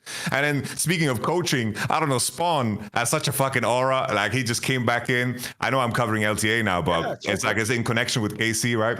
It's like Spawn flying from Australia, and then all of a sudden Team Liquid look like a whole different team again. I don't know. It's like, it's hard to measure coaches from outside, but this can't be a coincidence, right? It just can't be a coincidence. I mean, my joke is, I know exactly how you get out of this, Umpty, because you've already dug yourself so deep with all the stupid comments on Twitter and interviews. Here's what you say, Umpty. You say, yes, but anyone can have a bad year or two. I'm going best of 3 of years. And that way only these first year and a half or so count. And you got another year and a half. So you know, that you have to be creative with this, mate. You have to go best of 3 of years. You know, see, just 2 out of 3. Just do that basically all the time. Because I'm with you, Yamato. This is sad. Like at this point in time, you remember Umpty is like a mega veteran. People don't realize he was playing in a career like 1 billion years ago. He's been in a lot of different teams. So the idea he's the one shitting the bed is really disturbing to me, because here's the thing, Yamato. I am going to use the analogy. He's not even just shitting the bed out of like, you know, youthful folly. This is like an old decrepit man shitting his bed like, oh, what?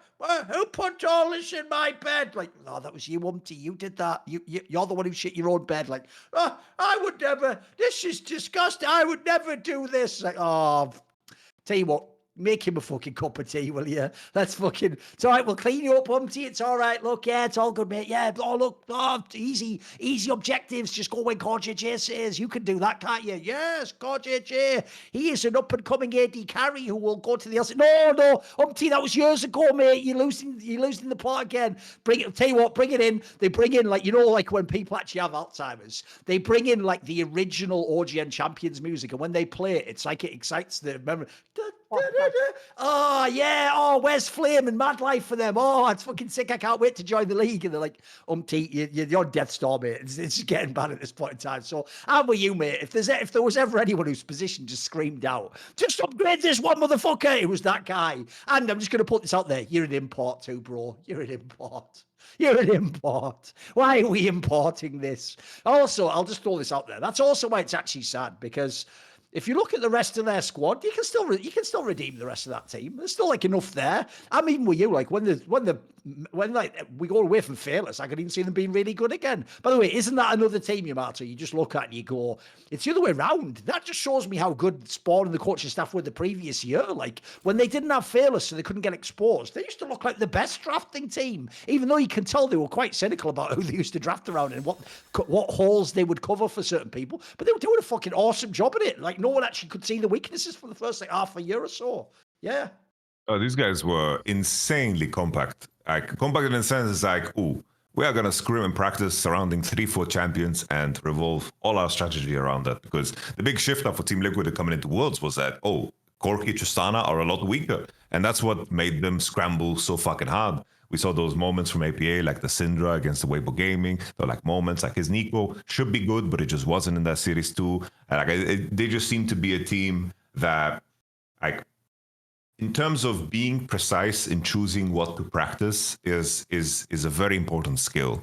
Like I can imagine like a team like Fnatic to have too wide of a spread in terms of what they practice, because they are very, very loose and they are picking things depending on what they see. But you're going to sacrifice precision for that. And Team Liquid did the opposite. It's like they practice super, super compact. Fearless should be insanely difficult for them. But I think the key thing for them was that these series that they played, the LTA format was so ass that there was only one best of 5. There was only one fucking best of 5. And that one best of 5 was very smooth and quick. Okay. They didn't go ever to the deep end. So they did manage to like hide their potential weaknesses of what the next evolutions are. Because I do think APA, CoreJJ, and Umpty and Impact are players that want to play like 3-4 specific champions. Impact, I think that CoreJJ and Impact, I think they're experienced enough to like pull out like pocket picks they've had in their career. It's like Impact can always pull out a GP or a Mordekaiser, even if he played it fucking 3 years ago. It doesn't matter. So they have like legend status. Yeah. You're allowed to do that shit when you can. So maybe less so on them, but Umpty and APA definitely. Like looking at who, like I have watched some LCP, but very, very limited. But even knowing that the Flying Oyster jungle is Junjia, like there is a chance that Junjia also does nasty things to Umpty. Yeah, he's not bad. Is a very, very good player. I think like how I would summarize the LCP right now, though, it's very, very chaotic. I think anyone that approaches the game with any sense of like disciplined or like macro-oriented gameplay, I think that you will be able to find like value against the LCP teams. I think the LCP teams are very, very scrappy, but if there's ever a meta where you kind of a benefit from being scrappy, kind of like a 100 Thieves kind of way, I do think maybe they can do some damage. But Team Liquid also could easily take a step back and just farm efficiently on side and not fall for the overgrouping that is 100 Thieves. So I do think that the LCP team flying also should be a last. But this is me only watching maybe I've watched 2.5 best of fives from the region. So I caveat that little asterisk there on my info.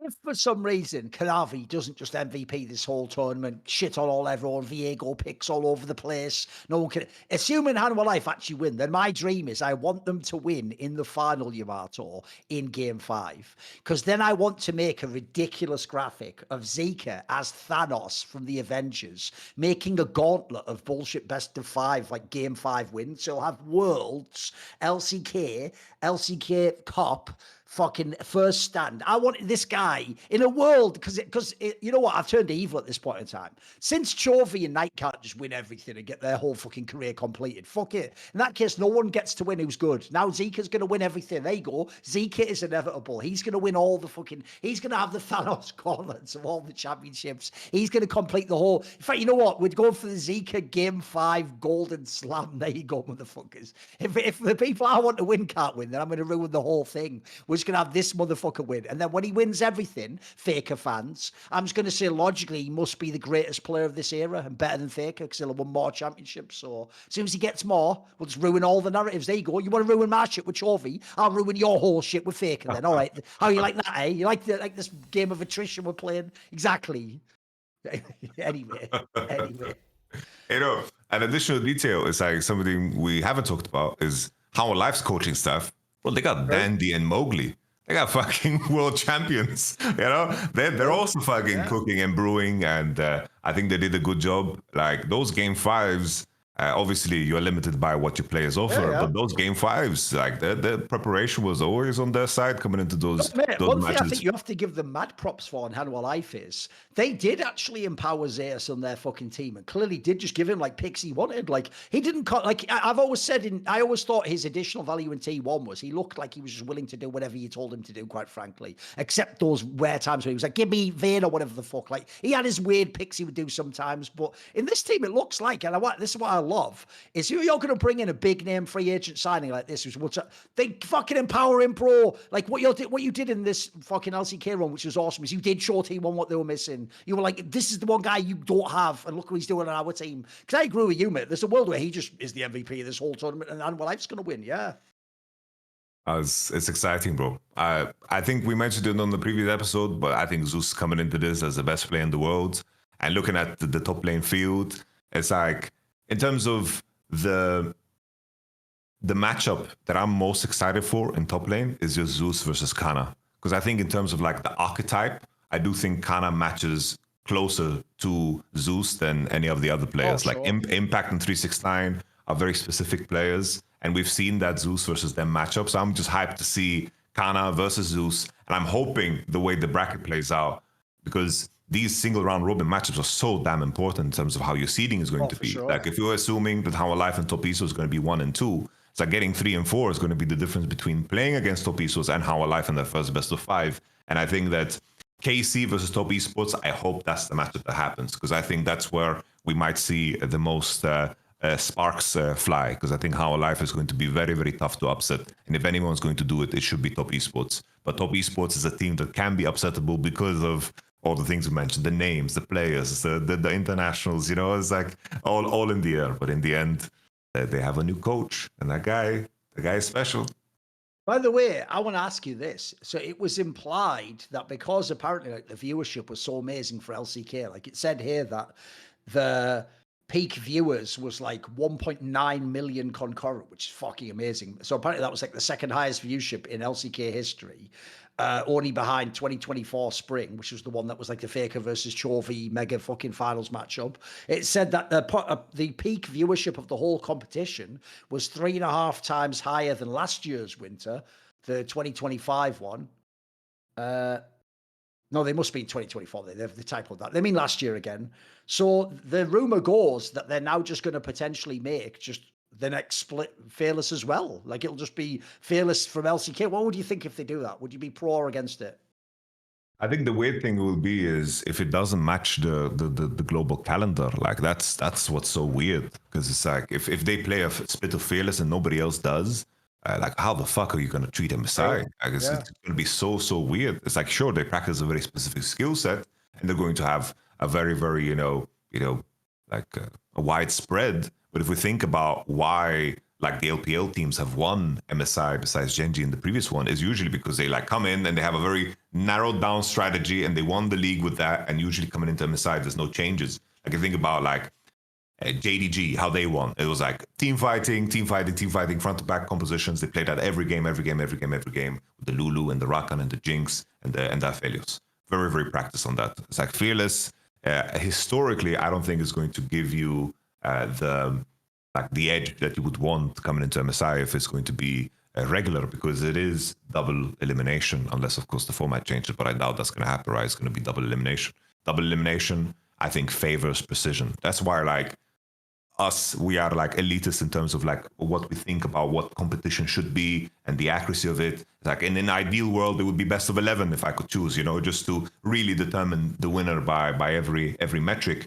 And I think in double elimination, it all comes down to like how precise teams are, because certain traps you fall for once, it doesn't happen again. You can take LEC as an example. It's like KC got smashed by G2. Let's say that was the finals instead, and then the whole story would be different. It's like now we had the double elimination, and certain traps they fell for in that series don't happen again. And I hope, like, I wouldn't be surprised if we move to Fearless at some point globally, but I would be surprised if LCK push this through. I'm sure they're in the communication with the other leagues too. But then once again, LTA is going to be so fucked because they went back to BO1s. Yeah. No, they will just be so far behind. It'll be pathetic, won't it? I know. BO1s and no Fearless, that means, because logically you can't have Fearless and BO1, can you? So no, it'd be so dumb, mate. Like, what's weird about that is you would just make LTA have an even worse chance if they go internationally. Like, they'd have almost no chance to compete, I feel like. That's awful. I don't know why they regress to BO1s, but I guess LTA is just, as you mentioned, the person that holds the pocket to the other leagues. If the other leagues want to do something, want to move on something, I think those are the decisions that will be made, because viewership is king. And I do think Fearless is just more fun for the average viewer, because from an excitement standpoint, there's some funky ass game fives. But it's crazy how some narratives are built, because like T1, like I remember reading that thread and people were worried about like a side balance, like imbalance when it came like red against blue. I looked through it. Like I manually went through every single blue side victory. And there were certain cases that were outliers, but my conclusion was that if the draft swaps side, then that side would win. And I think it just comes down to teams moving into like series as they open up. On blue side, a lot of the things that you're going to do are predetermined. Your 1 to 3, very predetermined. Red side is very reactionary. You have to adjust real time, and then you end up with like a T1 Game 5 draft where they have fucking Zoe, Akali, and all that jazz. That's their reaction to what was happening, because they see Olaf blind. They didn't expect Olaf blind. And obviously coming into that series, into that final game, they are thinking already, what if we blind, we're going to ban these champions and blind pick Olaf. They're like blue side is already predetermined. And I think over time, that shit just balances itself out. Because I know there was like concerns about blue side being OP, which the data definitely indicates now. But looking a little bit deeper, going a layer deeper, there were scenarios often as well where the higher seed team chooses side first and they just end up winning too. Oh, see, right. And that team would have won anyway, right? There was like certain cases, like Nongshim got some upset victories. I think like BNK Fearex was a team that got like Kisante and Zeri on blue side and took some upset victories because they were the 10th place team and won on blue side. But other than that, I think it's just a question of going into those deeper series, knowing exactly what you want to draft and the enemy needing to react. That's what like I found looking through it like manually, which is like 100 games plus in the LCK. Well, the thing is, right, at the end of the day, I think the problem, Yamato, is sometimes Riot listens, but they don't listen every day, do they? So what they need is Raycon everyday earbuds.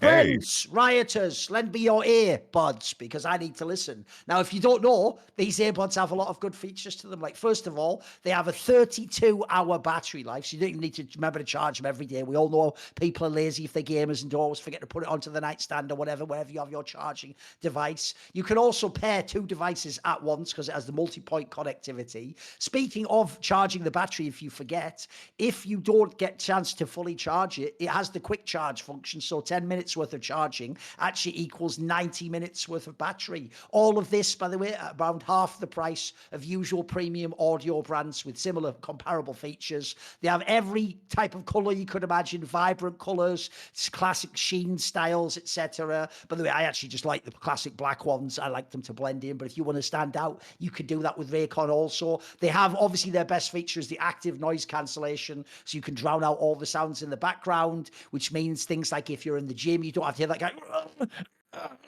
It's like, mate, give it a fucking rest when you're doing a leg press about 30 kilograms on it. Like, just calm down. You're not actually a hero here. So thankfully you don't have to listen to that dickhead. You can just be listening to your fucking Jedi magic. Like, exactly. Get fucking that boom bap hard shit, hard body rap. Exactly. And on this pussy or shit anyway. So then you can also drown out like fucking babies. That's right. Someone just fucking came inside someone and now that's a screaming alive in the world. You can just drown that out. Just fucking yours, just in your some insight. Yamato, yes. I think in the draft, what they could have done was gone B3 with the ban on the volley bear there. You can just be listening to all his ASMR shit on this podcast, all on Spotify, all the rest of that jazz. Hook it into a bunch of different devices. Switch over to I Will Dominate. What are we doing? What are we doing? Maybe what are we doing? Oh my God, we're doing so. Oh my God, we used to play Dignitas like this. Oh, what the fucking Piglet. Just Piglet for no reason gets random there. Anyway, you can listen to all this shit as the point. And if you do it with Raycon Air Club. So go to buyraycon.com/LFN to get 20% off the best-selling everyday earbuds. It's brought to you by Raycon, buyraycon.com/LFN. Any shots to fellow members of the Last Free Nation Network were purely coincidental and no malicious. There's just, we're just selling product here, boys. We're moving product. That's what I do. What can I tell you? That's what I do. Okay. But anyway, let's talk about some League of Legends, I guess. Right. I've got a question, though. There is actually some stuff that did change. So first of all, I think it was during that live episode, like last week, we spent the whole time talking. And then as we were talking, they were like, Hextech Chests are back. Like, so they're just back now.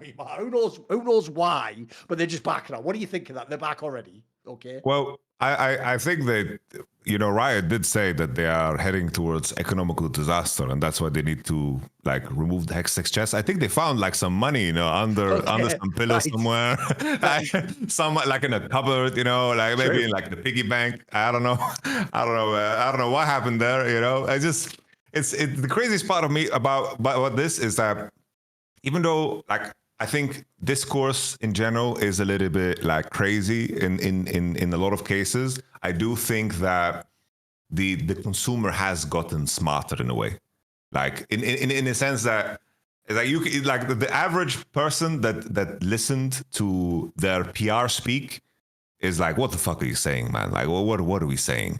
It's like in the opening of the video, they're like, our changes didn't land where we expected them to land. It's like, well, where the fuck did you expect them to land? On fucking Mars or what? They did also do that thing where it was like the video, like with the guy with the AK-47s off camera, like, now you read fucking script. Like, it was one of those weird videos, wasn't it? It had like that weird like sort of thing of like, please everyone stop getting angry at us. Like, I feel bad for the people that need to be in front of the camera, when like decision makers above their heads, made some decisions and so forth, and they need to like explain it away.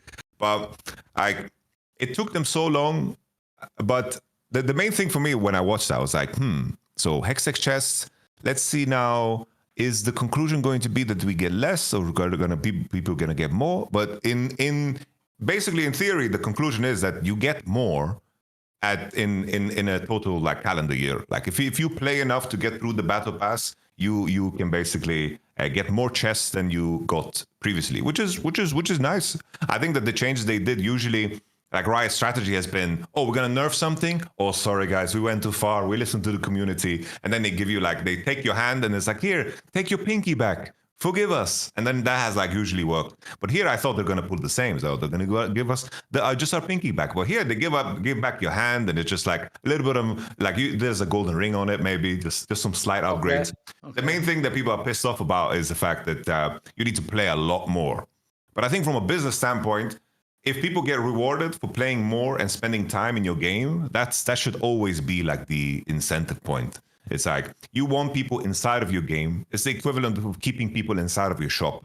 It's like the fucking IKEA model. There's a fucking restaurant that operates on a negative, and you can have your IKEA family card, you get free coffee, and there's always people there hanging out, chatting, and they are in the IKEA shop. You think of fucking furniture, you're gonna fucking buy it there, you know, because you have these big ad posters, everything is there, you're spending time inside of the shop. It's kind of like the Apple experience, whatever. It was like that Office episode when they were trying to sell the triangle, and they're like, we're gonna open a shop just so they spend time in our shop. You know, this is the whole theory. And I think this is a good approach. It's like people that play a lot get rewarded. I think that makes sense. Before it was like, oh, get S+, get a chest. And that's something that could be farmed very easy. And I think this creates a wider spread, because I think in the data, there's a lot of players that like to play the same champion over and over again. And those people got punished in the previous like alteration of this. So this is a positive change. It's a good change.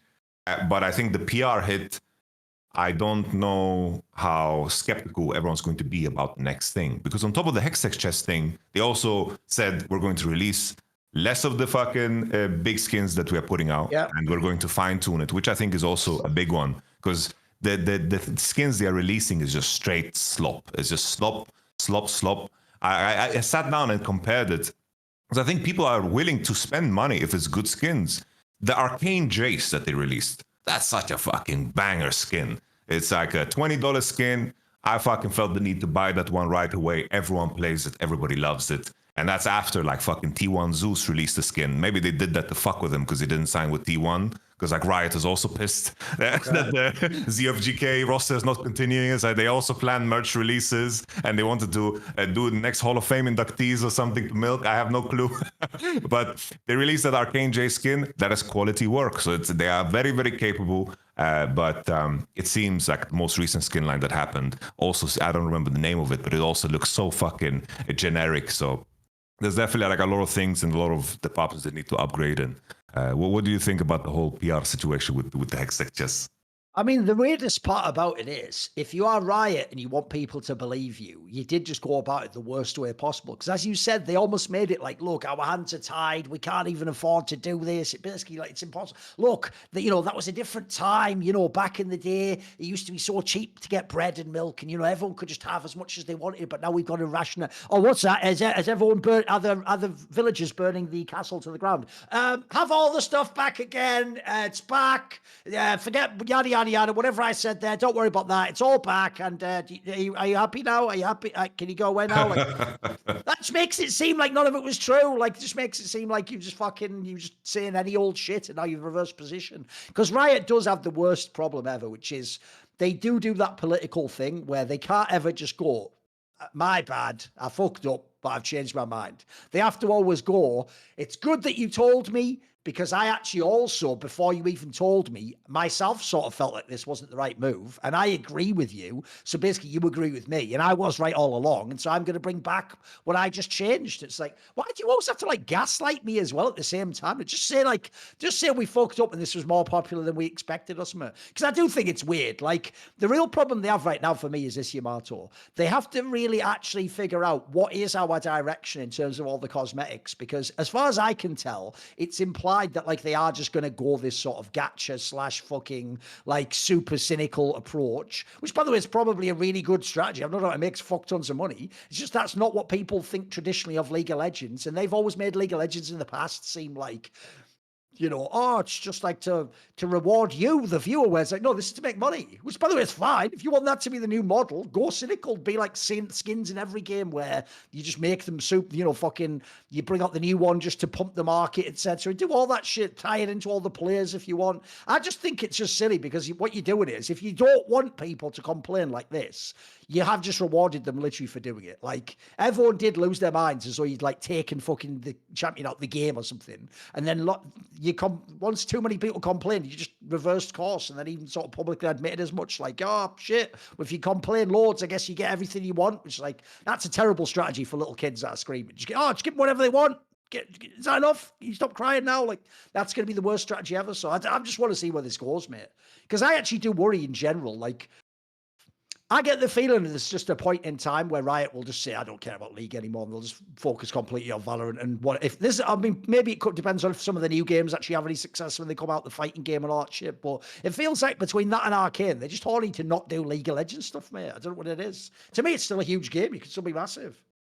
Well, it's just every indicator points to that the league is just the cash cow for everything else, because it's like the investment seems to be far greater into Valorant, which of course from a business standpoint, knowing that you have far more competition there with CS:GO and other shooters, it's like makes sense to make a bigger push there, because I think regardless of what Dota fans are going to tell me now, it's like League has won. Like League has won the mobile market that is not even like close, not even remotely close. And I wonder if from their standpoint, like I think it's like recruiting new players to this game just seems to be impossible. Like it's just, I think it's just the vicious cycle of any game. It's like if you wanted people to play, learn how to play the Warcraft 3 standard mode or StarCraft standard mode, like that is one of the most alienating experiences that you can have. It's fun to see now, like Sodapup and Tyler 1 are playing like Warcraft 3, but that game is so damn hard if you play like the standard game. But I think the main thing is what I'm worried about is like the engine limitations in terms of creating ways to be like to play the game differently. Like if they find ways for people to use skins in different ways, because like the mistake in my opinion was they did the game mode where like you had to like kill all these monsters and you walked around and it was like this fucking sandbox with these bosses, whatever. And that was like super cool, but you couldn't use your skins like in the game mode. You had a predetermined skin, you had the Odyssey skins, whatever, in the previous one as well. And I think if they create more ways for people to play the game, that would be like the way forward. Because for me, the bottom line is, are people spending time in your client? That is like the key metric. Like make sure that people spend time in your client, and then you can push whatever the fuck you want on them, as long as there's ways to play and there's like good cosmetics to buy.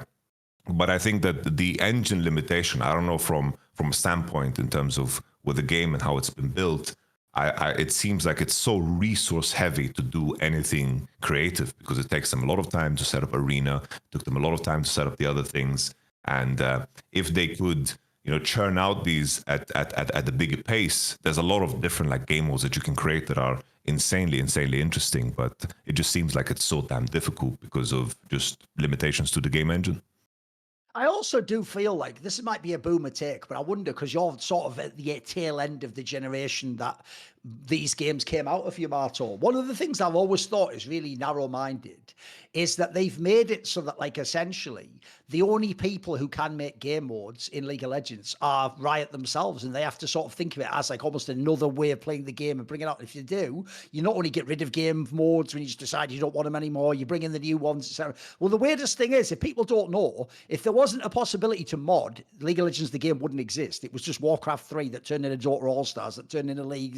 And in fact, I made this video in the past many years ago. Almost every major game began as a mod of a different game. Like Counter-Strike came from Half-Life and Quake. Things like fucking Overwatch came from Team Fortress, which was actually a Quake mod once upon a time. And then it had a Half-Life version that was TF2 in fucking Half-Life engine. Almost every single major esport game, like PUBG and stuff like that, came out of H1Z and all that shit. Like essentially all the next games come from modding. And the reason why I actually do think, like, what I would have done is this: if I was Riot, I would have had it be a bit like, if you know in Brood War, how you'd have like the arcade shit where people could add their own modes. Bro, you could have had so many fun different modes you could make in League. Like, think about how in Warcraft everyone played those like tower defense mods and stuff. You could do something with like one certain class in fucking League. I don't know, maybe you have a game where it's like you Cogmore firing against things that are coming at waves of armies that are minions coming in against you, and you have to destroy them all before they get to your base. So you could do so many sort of fun little things. And the reason why, to me, this would be so good in League is not only would it provide like a casual mode,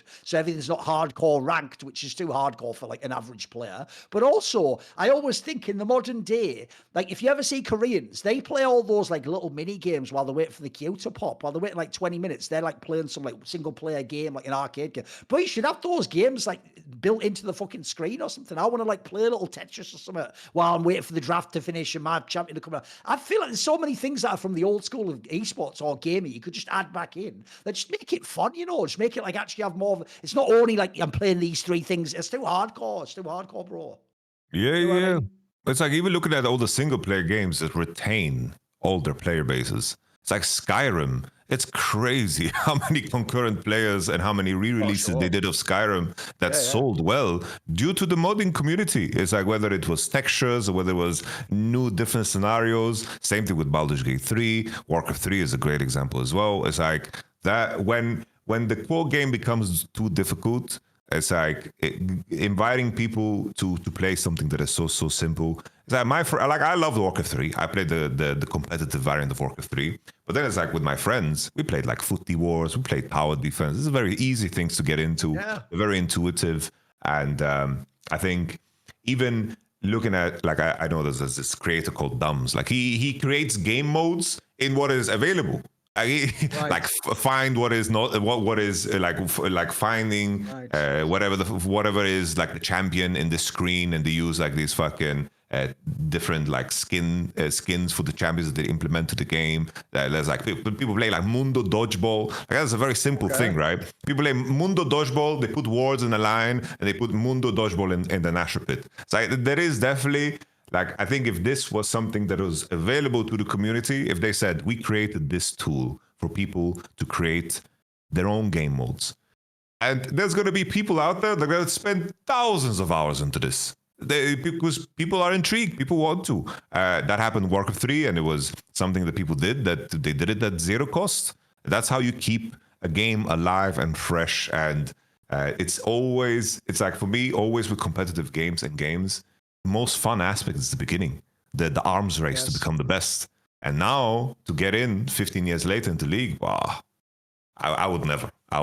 That's just fucking too scary of a mountain to climb. What you're nailing as well is this. This is where we have actually, as gamers, lost a type of gaming that was cool, which is not every type of gaming's trying to be like a sportsman and be the absolute best at that game. That's like really hardcore competition. One of the classic forms of gaming were the games where you could play even if you're bad, Yamato. Like back in the day, fucking Worms is a classic one. We control Bomberman. Like these are just like basic ass games, but the whole point is everyone of every skill level can play it. It's sort of fun, even if you're the shit one. The problem with games like League, if everything has to be hardcore, we're only playing ranked. I'm trying to play the best win rate champion, and we're trying to make real that's you've already limited by filters so many people out of the game. Like I've always felt like that was actually the flaw for me with League, is like you got a giant like bazillions of people, but we're all pretending we're all going to become Chovy. Like we're not. That's not even what most people want from a gaming experience. They want something like halfway between that's fun to play, that's well matched and all that sort of shit, you know. So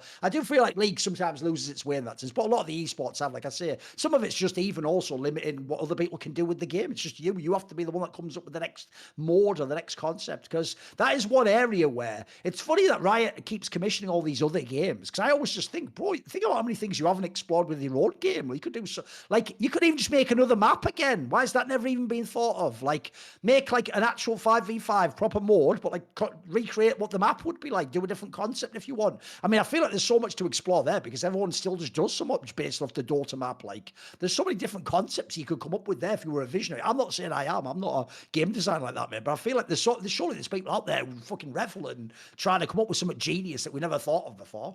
Oh, sure.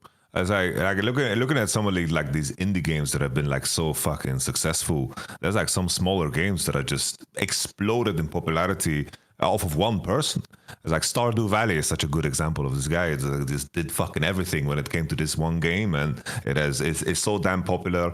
As like if someone made like a farmer game where you're like a little Timo that like plants shit in bushes and shit, like, I would play that. Like if someone would create that, and it's like the thing is, it's like if people create that and you can just squash them like a bug and take their work. This is from a business standpoint. Yeah, no, It's like, this is your IP. This is you. You have full charge, full control over everything. Blizzard made the mistake in Warcraft 3 that they didn't have like full control over everything that was created in the Warcraft 3 editor, which they changed later for Wings of Liberty. But a good example is people were making vanilla World of Warcraft servers, and they were very, very active. Everyone loved it. And then at some point, Blizzard was like, okay, let's just squash these guys like a bug.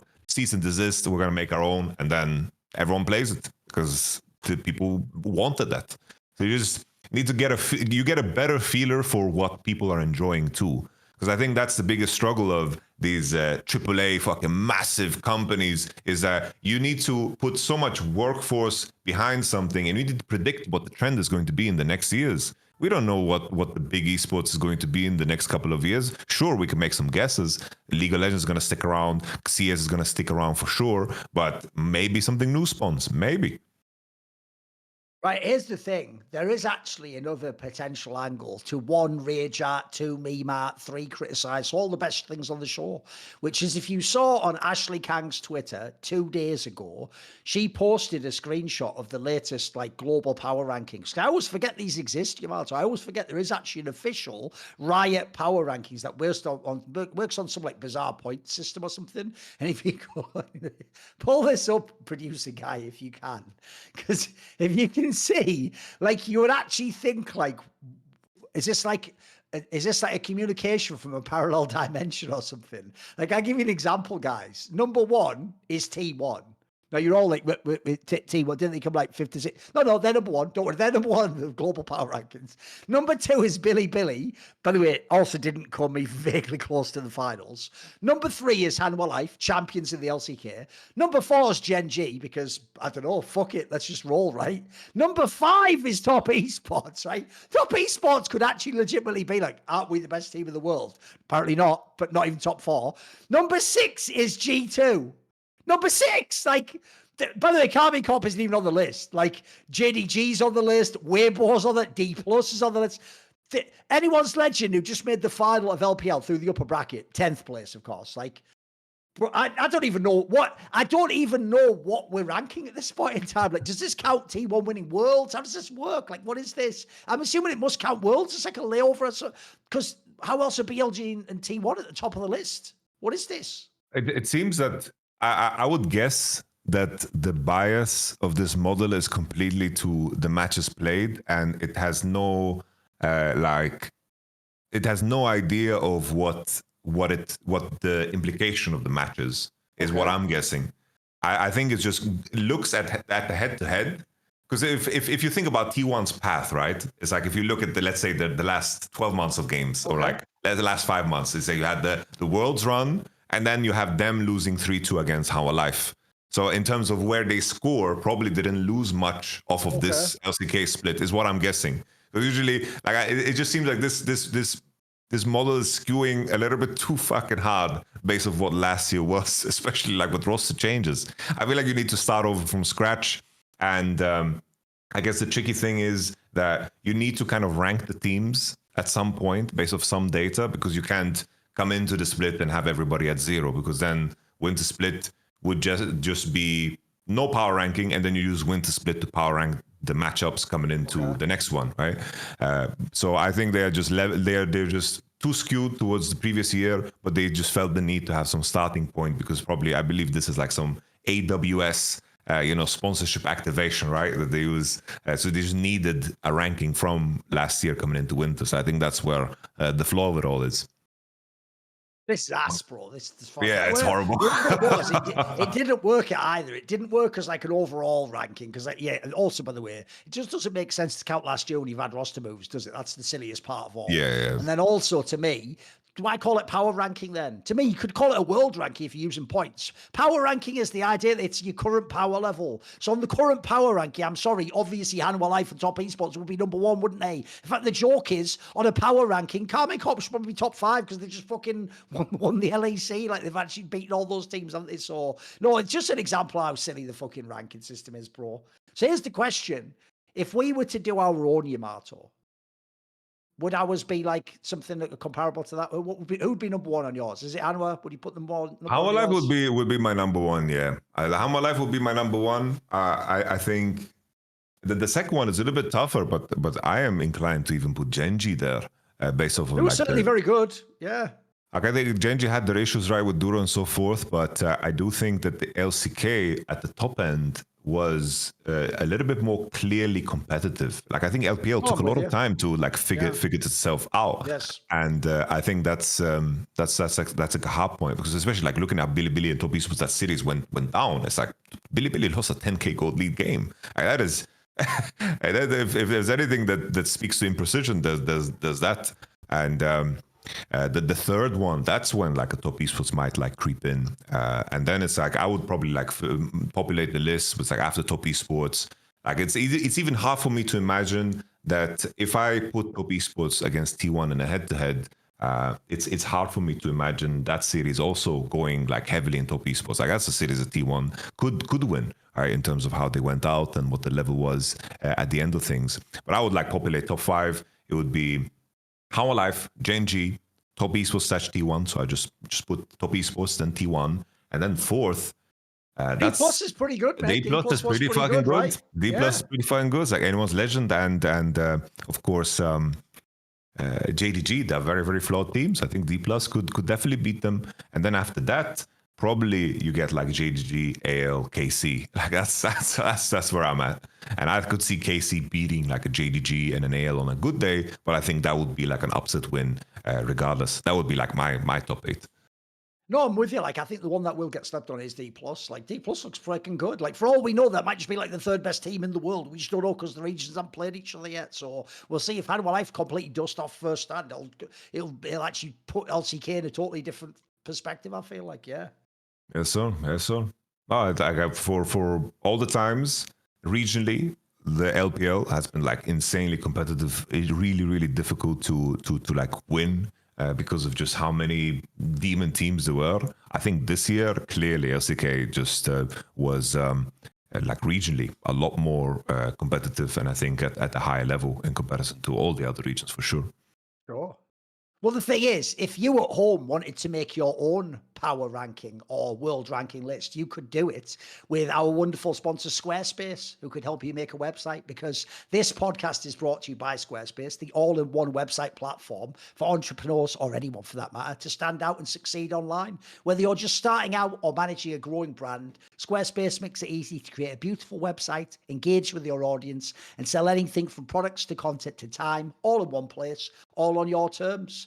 So there's a whole bunch of features. I'll read out a couple of. They've got design intelligence, which is basically they're using like cutting edge AI tech to help you make the website, so that obviously it can take a lot of the slack off your hands and figure out what contents go together, etc., and make a personalized website tailored to your unique needs and craft a bespoke digital identity. So essentially that means it'll be unique to you, crafted specifically for you, what you want. They've also got the Squarespace payment system, where basically in all in one place you can get payment systems from a bunch of different countries around the world. Klarna, ACH, direct debit, Apple Pay, Afterpay, ClearPay. These are all based on which country and which region you're from. Onboarding customers is fast and simple. Get started in just a few clicks and be receiving payments right away. And as said, many different methods of how to get paid. Then also they've got stuff like invoicing. When it comes down to your taxes, you'll be glad that you actually have a system like this in advance. You don't do it at the end, which is an easier way to collect payments. You can focus on growing your business, invoice clients and get paid for your services, turn leads into clients with proposals, estimates and contracts, and simplify your workflow and manage your service businesses on one platform. They've also got the SEO tools. One of the hardest things with websites is to actually get people to know the website exists and to go there. SEO, search engine optimization, basically they are able to put in all the key data, which means that when people do a search engine search of the field that you're in, they're more likely to find yours higher up on the first few pages as opposed to buried 1 million pages in the Google. Because everyone, you want to be in the go, you don't want to be in the if you get down to the ghost part, that's the really bad part of Google. It gets scary down there. So anyway, obviously, if you like any of these, on many others, by the way, go onto their website, check out all the other details. Squarespace is the place for you. So head to squarespace.com/summoning easy to remember. It's the first word from Summoning Insight to save 10% off your first purchase of a website or domain using code summoning. So thank you to Squarespace. Shout out to anyone. Again, tell us if you actually make a website. You make anything league related, by the way. Tell us. Maybe we'll even check it out in a future episode and see what the best one is. Thank you to Squarespace. Thank you to everyone who saves 10% and uses our code. Right. I think what we'll do is, obviously we've wrapped all the regions up, etc. I think here's what we do. Let's do a break. Let's just do we'll do all the viewer questions we can at the end here. You want to do it? Sounds good. Let's do it. Yeah, let's do it. Right. We'll be back in a minute. Right, we're going to do the final segment, and being as we had a shorter show than usual, we'll see how many we can get through. It's going to be the viewer questions, which is people who have subscribed to the Last Free Nation Discord. There is a channel there, SI Questions, where you just submit your questions. There's also, by the way, a channel for the Four Horsemen if you want to submit the questions there. Sometimes we'll ask Richard Lewis them. There's one for Hot Take Point Made, where for League of Legends you can submit one, and potentially if it's good, I might roast that one. There was one on the last episode if people want a hint. If you go to the last Hot Take Point Made, someone actually had submitted a hot take that they thought Jun from fucking BLG was the best player of all of Worlds, which is like, what? So you can imagine we just roasted the fuck out of that dog shit take. But yeah, thanks for submitting your dog shit takes. Maybe one day your dog shit take could be the one that gets onto the show and is ritually abused by me, someone who hates dog shit takes and people who generate them. So shout out to whoever submitted that. Anyway, submit better questions to this and then we'll answer them. So I will go to the first one here. Rock and roll. I'm just going to scroll all the way back up. Here we go. Right. Here's a good one. Josh Gerling PT says, just how good of a carry player was Odoamne at his peak? You've mentioned before about Korean top laners being impressed by him, blah, blah, blah. Would it be possible to elaborate more on these stories? What do you think? I think when I think of that question, it brings me back to Odoamne 2015, 2016. Because this was very early on in his career. This was his rookie year with H2K and Prolly. I do think the meta back then was more skewed towards carries. It was a more fun time to be a top laner. Something that's really stood out to me was at Worlds 2015, there was a full rookie roster, of course, with Kasing and Yanan, and I believe like Ryu was the only guy who was in the rookie, right? I remember a game that really stood out to me was like his Fiora performance. I don't remember who he played against, but there was a Fiora game that really stood out to me. It's like, damn, he's really good at this champion. I think moving into 2016, obviously that H2K roster was forgiven skewed, but I do recall like Odoamne being very capable too, because as a unit, that 2016 was like fully lane oriented. Like they had very strong laners across the board. And basically how people would defeat them and how we would defeat them was through lane swap. Primarily because of how good Forgiven and Vander laned, but also because it was just comprehensively like a really good strat. So in terms of Odoamne being like a carry player, in these 2 years, he was really good. And over time, he became like the tank enjoyer who, in the simplicity of things, he was a very pure top laner. And when Wunder and Soaz and Bwipo would add a lot of elements to their gameplay that were extremely unique and kept up with times, I think that's where Odoamne kind of fell on the wayside. And then he made a resurgence again when, of course, Rogue won 2022, and that was because I think his game was very streamlined. I think if there was a clear purpose in the game, he was very consistent. But in order to like break through and do crazy shit, you would rather want Wunder, Bwipo, Soaz, because this was just, of course, the trend of EU top. If you notice, unfortunately, if you are a top laner, even if you start as a carry, even if you are a really good carry, even if you have the skill set to be a carry, blah, blah, blah, if you notice, you just basically in Europe get forced to eventually become the weak side. And then eventually, like the joke becomes your version of a carry is just getting a bruiser every now and then, or like having a Renekton game. That's it. Like you don't really get to be the Fiora, Jace, I carry every game, lock me in, I'm the super stud like you do in the LPL. So unfortunately, I do think Odoamne is one of the ultimate versions of that trend, because if you go early in his career, he was a fucking sick top laner. Like, forget just weak side. Like, this was the only guy when Hooney just smurfed on all of Europe. This is the only guy that could actually go toe to toe with him. Like, this player could actually, like, on in theory a worse team, like have actual lanes where he could absorb the pressure, could just beat him straight up. Then I'm with you. If you go to the 2016 one when they made the semis of Worlds, it was Jace was fucking smurfing. Like, that's where all the stories are that even people like Smeb were like, who the fuck is this guy? Like, there's an actual legit really good top laner that was playing against everyone everyone. The problem is, he's one of the people where, as you say, first of all, he had players like Forgiven on his team, where everything's naturally going to be skewed around those players because you have to keep them happy. But then also, Odoamne's personality is just one of like, he is willing to be the guy who does the compromise if it means he wins. So he really is the guy. Everyone says it in interviews, but most people don't mean it. He is the guy where he doesn't mind looking like shit if you win the game. Like, he'll take that all day long. A lot of people might say that to seem like cool to fans, but they don't really mean that. In fact, I've seen a lot of people, I've seen people in losing series, bro, pick things in draft that almost certainly they knew they were going to lose. They just didn't want to look bad. They wanted to look not as bad or not lose as much on that champion instead of just going for it. So I've always thought he could have been a much better carry player. It's just that he essentially, in his teams, it almost became... Like, you know, we talk about band-aiding. If you have Odoamne on your team, you don't even get a chance to band-aid. Everyone else in the teams goes, right, well, by default, he'll be the weak side. Therefore, I get my carry picks. And also, by the way, there was a lot of big ego fucking ADC players. It's way easier to get the top laner to sacrifice for the ADC than it is to get a big ego ADC to sacrifice and pick fucking Sivir or some bullshit clean-up champion. It's super hard to get them to do that because they have to have every excuse of, then lane I was behind and I didn't get the ganks I needed. And they're just the worst complainers ever. So I do think, put it this way, he's facilitated a lot of teams that were number 1 and number 2 in the LEC. Think about how many years, how many different teammates, mate. I think the main thing for me, how I would just describe Odoamne in the end, would be I think this is a player that will never like lower the floor of your team, but I think also he's not going to be the player to break through ceilings. It's like if you surround him with like players that perform, he's going to play up to that par always.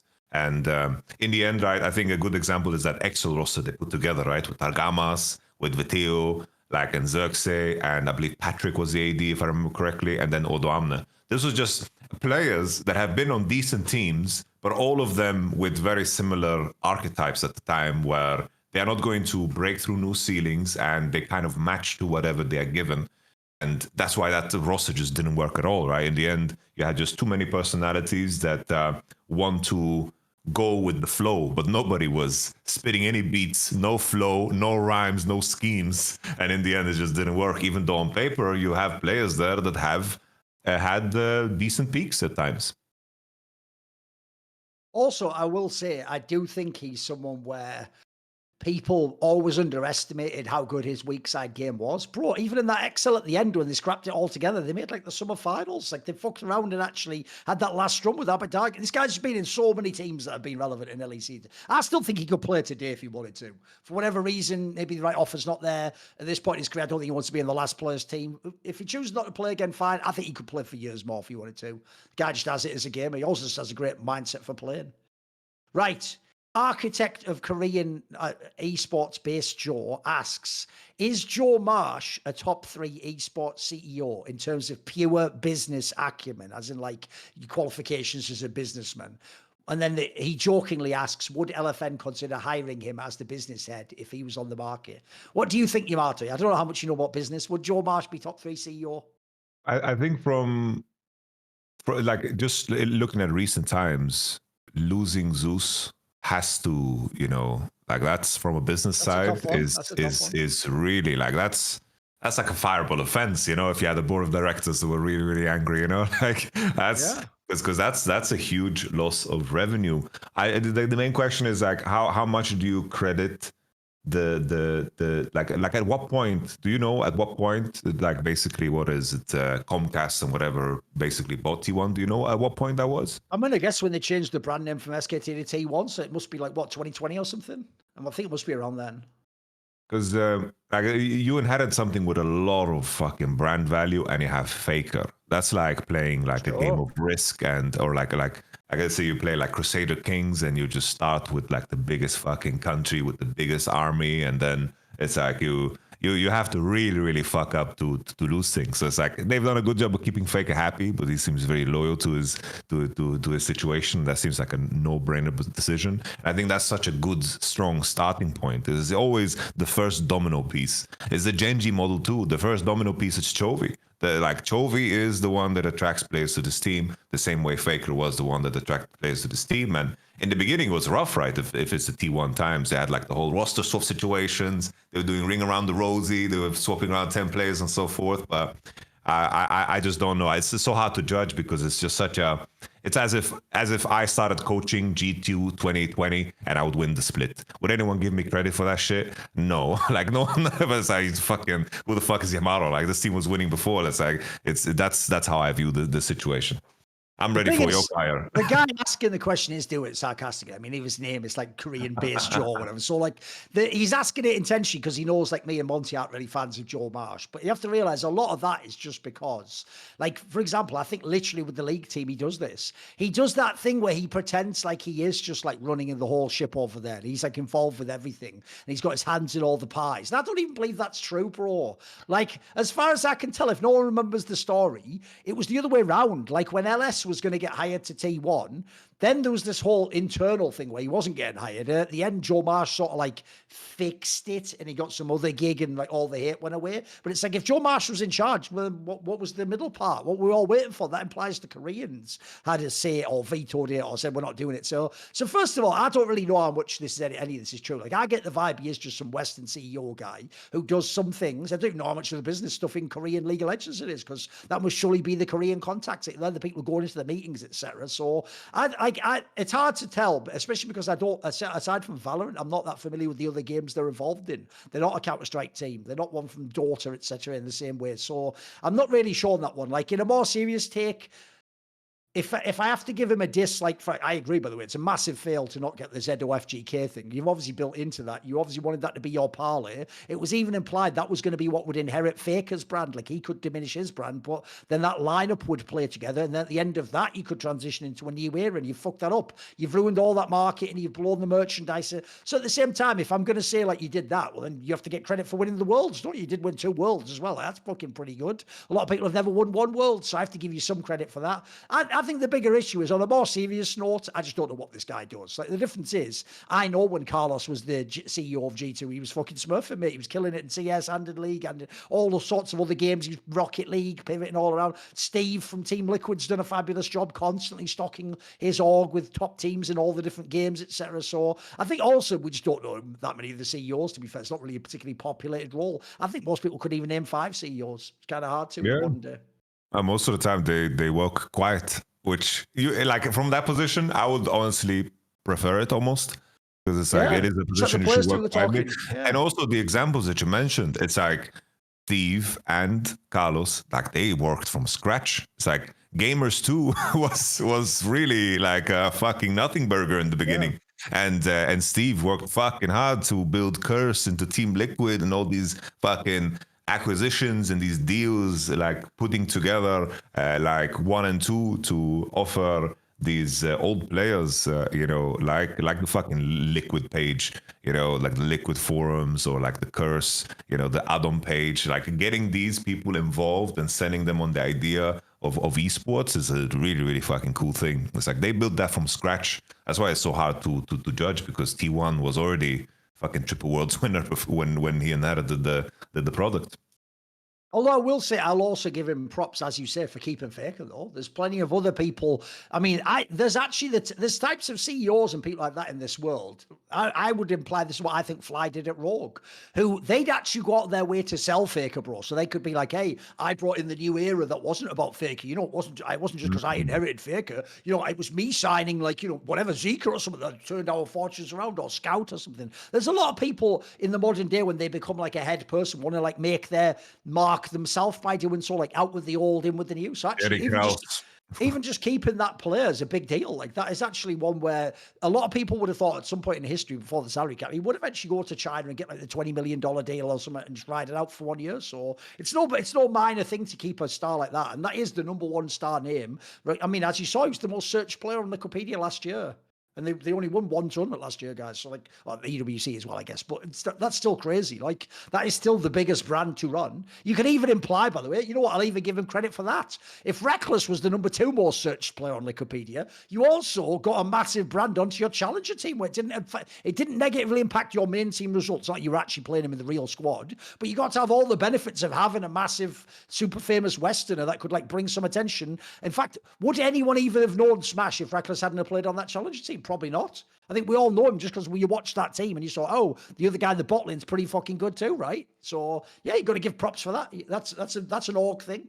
Something I can add, right, is that they acquired the GM that I work with at Sandbox, and he was the one that brought me over. Okay. And at the time, I shared the agent, right, with Reckless in terms of making this move. All right. Because like the move is genius. Because at the time, Reckless had rolled swap to support, and there was no team big enough in Europe that would want him. So there was no other team. There was literally like no other team for Reckless to join. Like no other team for him to join. So it was like genius on so many levels to make that move. Obviously with the risk of like your challenger team maybe not functioning because he's heading into a new role and you have you bring over a player. But in terms of like leveraging the marketing, there's very few players that could do that. And KC was already a team that had been on. Maybe that was like an option, but obviously with how things ended, it didn't seem like that would ever happen again, right? Right. Kevs asks, through visiting different cities in your esports career, which one has your favorite architecture? Ooh, favorite architecture. The Athens really stands out. But that was like because I seeked out those areas in particular. It's like you have a lot of like whenever there is architecture that has been well kept through time, because there's something so beautiful in before the modern era was ushered in with all like electricity and engines and all that shit. It's like everyone had all the time in the world to really put themselves into just creating the most beautiful form. It seemed like this art was created in a less stressful time. It's like when you go through any type of architecture that's just not been punished through war and just stood the test of time. I find the most beauty in that because it just seems so, timeless. I mean, even though you might think it's cliche for a reason. Like the big cities in Italy are fucking amazing. Like if you ever go to those big like cathedrals and churches in Rome and Florence, they are fucking next level. Like they look really amazing. Also, similarly, I don't know how much of this counts as architecture, but if you ever go to, I think it was the St. Petersburg one, they have an amazing underground, mate. Like their underground looks like it's from like fucking 1905 or something, like super intricate, amazing architect. It looks fucking sick, mate. It doesn't look like some dirty, horrible underground like you think of in some of the Western countries. So yeah, those are classic ones, but deservedly so. They're bangers. Right, wait there 1 second. I have to just quickly turn this off. Hellfire 206 says, how highly do pros value sustain? And they put in brackets lifesteal / omnivamp. So what would the answer to that be? I think that the usual like the metric would just be like sustain is just a more complicated version of how durable you are. Like I think Aatrox is usually like the biggest like measurement because it's like the games Aatrox is useful is the games where he doesn't get one shot. That's how simple it is. It's like a Whippo explanation. It's like, do I get one shot in this game? No, I will be useful because a lot of the champions that rely on sustain are usually champions that are winning the fights if they can rotate their abilities twice. That's what like the right balance is about. Like Renekton, if he can W twice in a fight, he's winning. If Jax can E twice in a fight, usually he's winning. If Aatrox can combo twice, he's winning. So in that context, it's super important. There's additional layer to it too, right? When it comes to these standoffs, I think like Warmog's armor meta really showcase how important sustain is because people could use their HP as a point, like as a resource to gain information. You had a Sejuani just losing all of her HP, and then she regen back to full because Warmog's heart had no conditions to fulfill. You just had to buy Warmogs, which was really silly. So it definitely like plays a role. Like MF with BT is picked into poke compositions because she can stand on the mid wave and take that poke and still hit the wave. So in clashes that are extended and drawn out, sustain becomes basically an extended variant of HP. It's basically health that requires conditions to be effective. I will say it's obviously an aspect that because people think of it specifically with the champion like Vladimir or something, people are going to think this is more obscure. I will say we didn't get into it. There actually was even a thing where Aragon, that LPL caster, pointed out that some LPL teams, it looks like actually saved the fucking cookies and just use them all in the fight. Because if you think about it, the reason why that makes more sense in the modern day is in the modern day when you have a skirmish, you don't really do like the pure front to back. Like you have people to cycle through all the spells. Like if you're the jungler and you're still alive at the end, you sort of come out of the fight fight for a second, then go dive back into like help on a kill. So like you actually can see how that's actually an underrated like modern day sort of bit of dark tech, isn't it? Just like if you all spam the cookies at the beginning of the fight and then sort of bait out all the fucking abilities, like sometimes you will survive on like 200 health, where otherwise you would have been dead if you hadn't have had the cookies. So I guess it is a factor. It is still a thing. For What sure, yeah. about okay, Franny boy, this is a good one for you, Yamato. Who were some of your favorite trash talkers? It can either be esports or traditional esports or traditional sports. Which would you pick? Oof. My favorite has to be like the two stand out is Conor McGregor. I think is just too fucking good. And then it's outside of esports, but 50 Cent.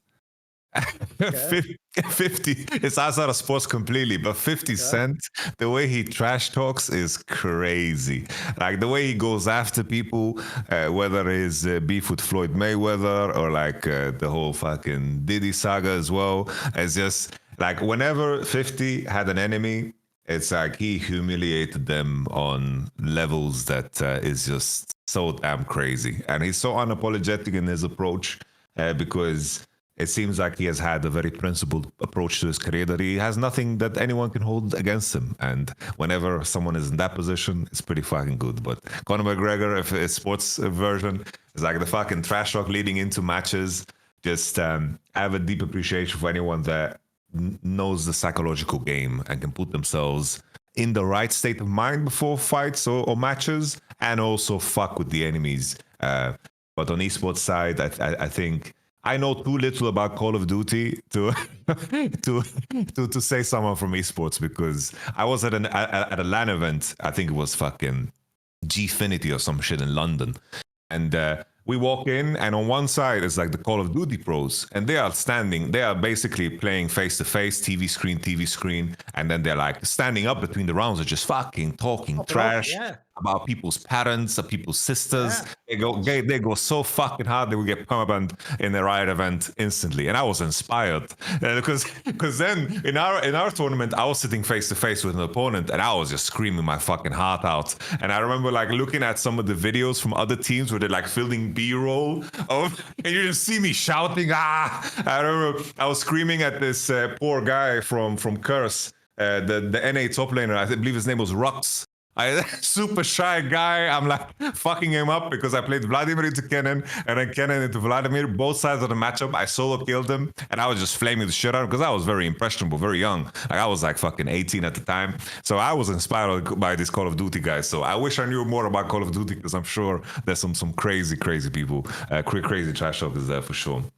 I will say nobody in esports comes anywhere close to the sports people. I mean, as you said, combat sports is unbelievable. Like, one of my favorites of all time will always be Chael Sonnen, because if people don't know, Chael Sonnen was mixing together, like, being witty with also preparing like a wrestling character. Really took it from wrestling, of how you do the promo and how you come up with, like, a clever angle. And you can repeat. So I'll give you a couple of examples. If you remember, there was the one where when he was going to have that second fight with Anderson Silva, the rematch, he had to go to Brazil. Now, if you're going to go to Brazil, I can tell you from my own experience in esports, you'd never talk shit on them, because like some lunatic there might actually try and kill you, bro. They're going to get really heated. He not only talked shit, Yamato, but he did that move where when you then bring him up, like in the style of an interview, like he had this whole thing about how like he used to be as a boy, you know, discussing computers and technology in America. And then he looked out the window and Anderson Silva and all the Brazilians were just sitting in the mud playing with like toys and sticks or whatever. And when they came and they said like, you know, people are really upset about this, Chael, like your ignorant comments about Brazil, he just doubled down, Yamato, and he was just too godlike at doubling down. So his double down was, he said, look, if I'd have known they had computers in Brazil, I never said that. Like, he had this whole thing where like he just leaned into it again. And similarly, when they said, why aren't you worried about the fact it's in Brazil? Someone might try and, you know, send someone to kill you. And he said, look, send whoever you want, but don't send anyone you want back. Which is like, this guy's just leaning into it. It's just got like, it's too good. And then also, I'll give you another one which is two. I'll name two others though. One that's underrated is actually old school Mike Tyson. Because remember, Mike Tyson used to say stuff that wasn't premeditated. He used to just say some wild shit, bro. Do you remember that one where before he was going to fight Lennox Lewis, he was going on about how, like, you're not a conqueror, you're not Alexander the Great, I'm Alexander. And they did that whole thing about, like, I'll eat your children and all that shit. Like, that was just like, that was like something an actual conqueror would say before sacking your whole village and killing everyone. And then also, he had that one where he did say, I'll F you until you love me, certain word, which is still simultaneously the wildest and most terrifying trash talk I've ever heard. Think about what he's implying he will do to you, bro. That's like some 10 levels. Like, that's some prison shit, for fuck's sake. And then lastly, I'll just give you one that I do think is always underappreciated, which is in basketball, it's Larry Bird. Because Larry Bird just had like the ultimate swag where he would tell you what he was going to do and then he would bust your ass and do exactly that he couldn't do. So I'll tell you a very quick story, which is right at the end of Larry Bird's career. It was actually the year he retired. When he was really old and broken down in 1992, he played on that famous Dream Team, right? And what a lot of people don't know is the reason the Dream Team wasn't as amazing as it could have been is because, like, Magic Johnson had to retire that year because of AIDS, and fucking Larry Bird had to retire because his back was all fucked up. And basically, a lot of the 80s ones were older and they were at the end of their careers. It was like the new ones were coming through, etc. So it wasn't like the peak roster. But when he was at this last tournament, basically, like almost the last one he ever played in his career, they had this thing where they brought in like another team of players, which were all the college players that were just leaving college to come to the NBA, as like that was like the scrimmage squad that you played internally against to like get your level up before the tournament, right? So at the Olympics you'd be good. And what they do is they tell those kids, like, go fucking hard at them, like, you know, it's your chance to show that you're as good as these NBA legends, you know. So one of these players, I forget which one it was, when they were playing this USA team scrimmage against like the real Dream Team, one of them said something to Larry Bird, because he was mega old at this point in time, like, hey Larry, you haven't hit a jump shot since 84. And he was like, okay. So they go into the game, and the story goes, Yamato, that like Magic Johnson just immediately heard that shit talking. So he just got the ball and he just kept feeding the ball to Larry Bird over and over again. And supposedly Larry Bird's just making like 9 shots in a row, you know, like fade from the corner, like double back, do another one, you know, like in the guy's face, left-handed. And at the end, right, after he's hit all these shots, he's going past and he supposedly just turns to that guy and goes, looks like it's 84 again, doesn't it? That's straight fire, bro. That's actually, because this is like some shit of a movie, but it's just doing that in real time, mate. I love shit like that. I love chefs. Yeah, nobody in esports compares to that. Come on, nobody. Right, I learned such a fucking valuable lesson back in 2019, because basically I was pestering Vitality all the time. It's like, we need a performance coach, and then they brought in this handball legend called Joel Abati. His nickname from the handball scene was the Reverend, because basically he would just take his team and he would force all of them to go into prayer before the game. And he would just basically make everyone on the team believe that God was on their side as they were playing. And like, he's a giga legend, because he basically came into Germany and he played in the German league in Magdeburg. And Magdeburg at the time, he was explaining to me, that was very, very racist. Like, they were very unhappy that he was there. But he basically won the league with them, and he won the whole fucking city over. Like, they loved him, you know? They loved him. He won the fucking, I believe he won the Olympics, the World Cup, like a absolute handball legend. And at the time, I was in the state of mind, it's like, emotions are for the weak. It's inconsistent, it's pointless. But he taught me how important emotions and making it personal is. Like, he made it so fucking clear, because he had this method of how to fire fucking people up. Like, he would piss people off in a way and like trigger like a fight response. I remember this one time I had a conversation with him. He's one-to-one. He didn't have like the best English, but he was basically telling us like, Yamato, you need to show love. You need to show fire. And then he like fucking pushed me. He like pushed me. I almost fell over. I was like, what the fuck just happened? And my adrenaline was like pumping. And he's like, you need to have this fire. You need to be alert. And then it finally clicked for me. I was like, I need to train in a way where you weaponize emotion. It's like, I need to make sure that my players are pissed off. I need to make sure that they come in and they align whatever is the most important to them at the core with what they are doing. Because in order to win, it needs to always be greater than the game. Because for you to fight through when you're feeling sick, when you're feeling tired, you need to have a source to do it from. And emotions can be extremely volatile, but anything that is powerful, it can be used for good, it can be used for bad too. And weaponizing it in direction, understanding your own psychology in terms of where you fire off the most is extremely important. It's like every legend has that. It's like they put so much more risk into the game because they thrive in that risk. It's like the most classic example is like Jordan's like fucking making everything personal. It's like, oh, he looked at me wrong. I need to fuck him up. It's like putting yourself in the right state of mind psychologically and investing yourself emotionally is so important in order to get the most out of competition. Because before that moment, before this guy and me understanding his story, I was always business is business is unemotional. It's just gaming, precision. Emotions, remove them from the pool.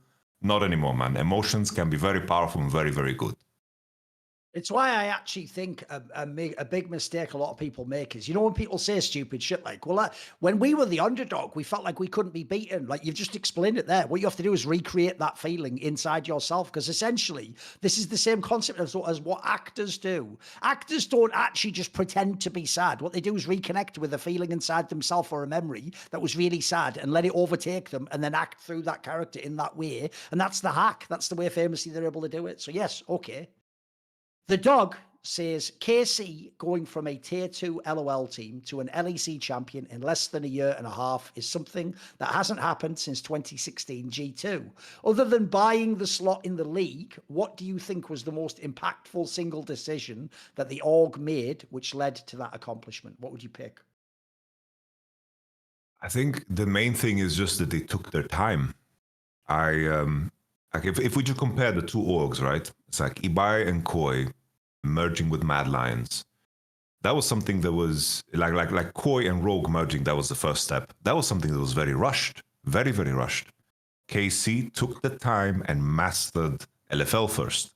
They mastered LFL and they brought their people along the way with them. So in the end, it's like I was fired, but the people that are in the team right now are people that have been with them since fucking day one. They know what these guys are. They have built a certain culture. They've built a certain way of doing things that they believe in that is very different from any other team. Now, it's like in the aftermath of it all, I understand it a lot more clearer, right? Like they made a decision to chop me off at the legs. And I think, at the time, looking at it from a objective point of view, I did think this is just a mistake, rather without bias or no bias. It's like, oh, you have to pay me while I'm not there and you're just starting over from scratch like this.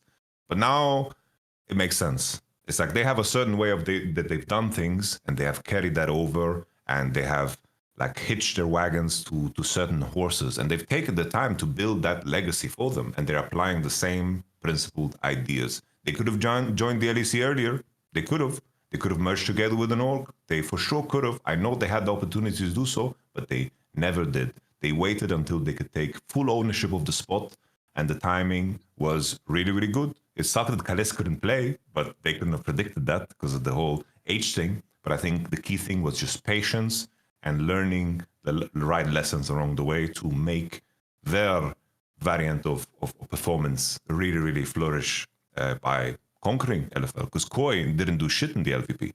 Didn't do shit.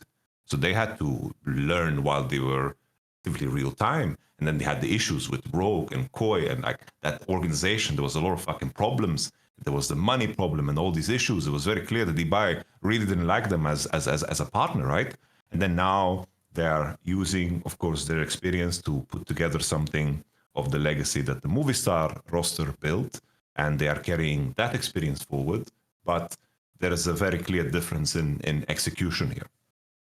I'll just say whatever decision allowed them to get Kalist into the LEC team. Because I think if you look at that one move, if you put any other player there, if they were the ones who had to sign Noah or something, I don't think you get this quality of team.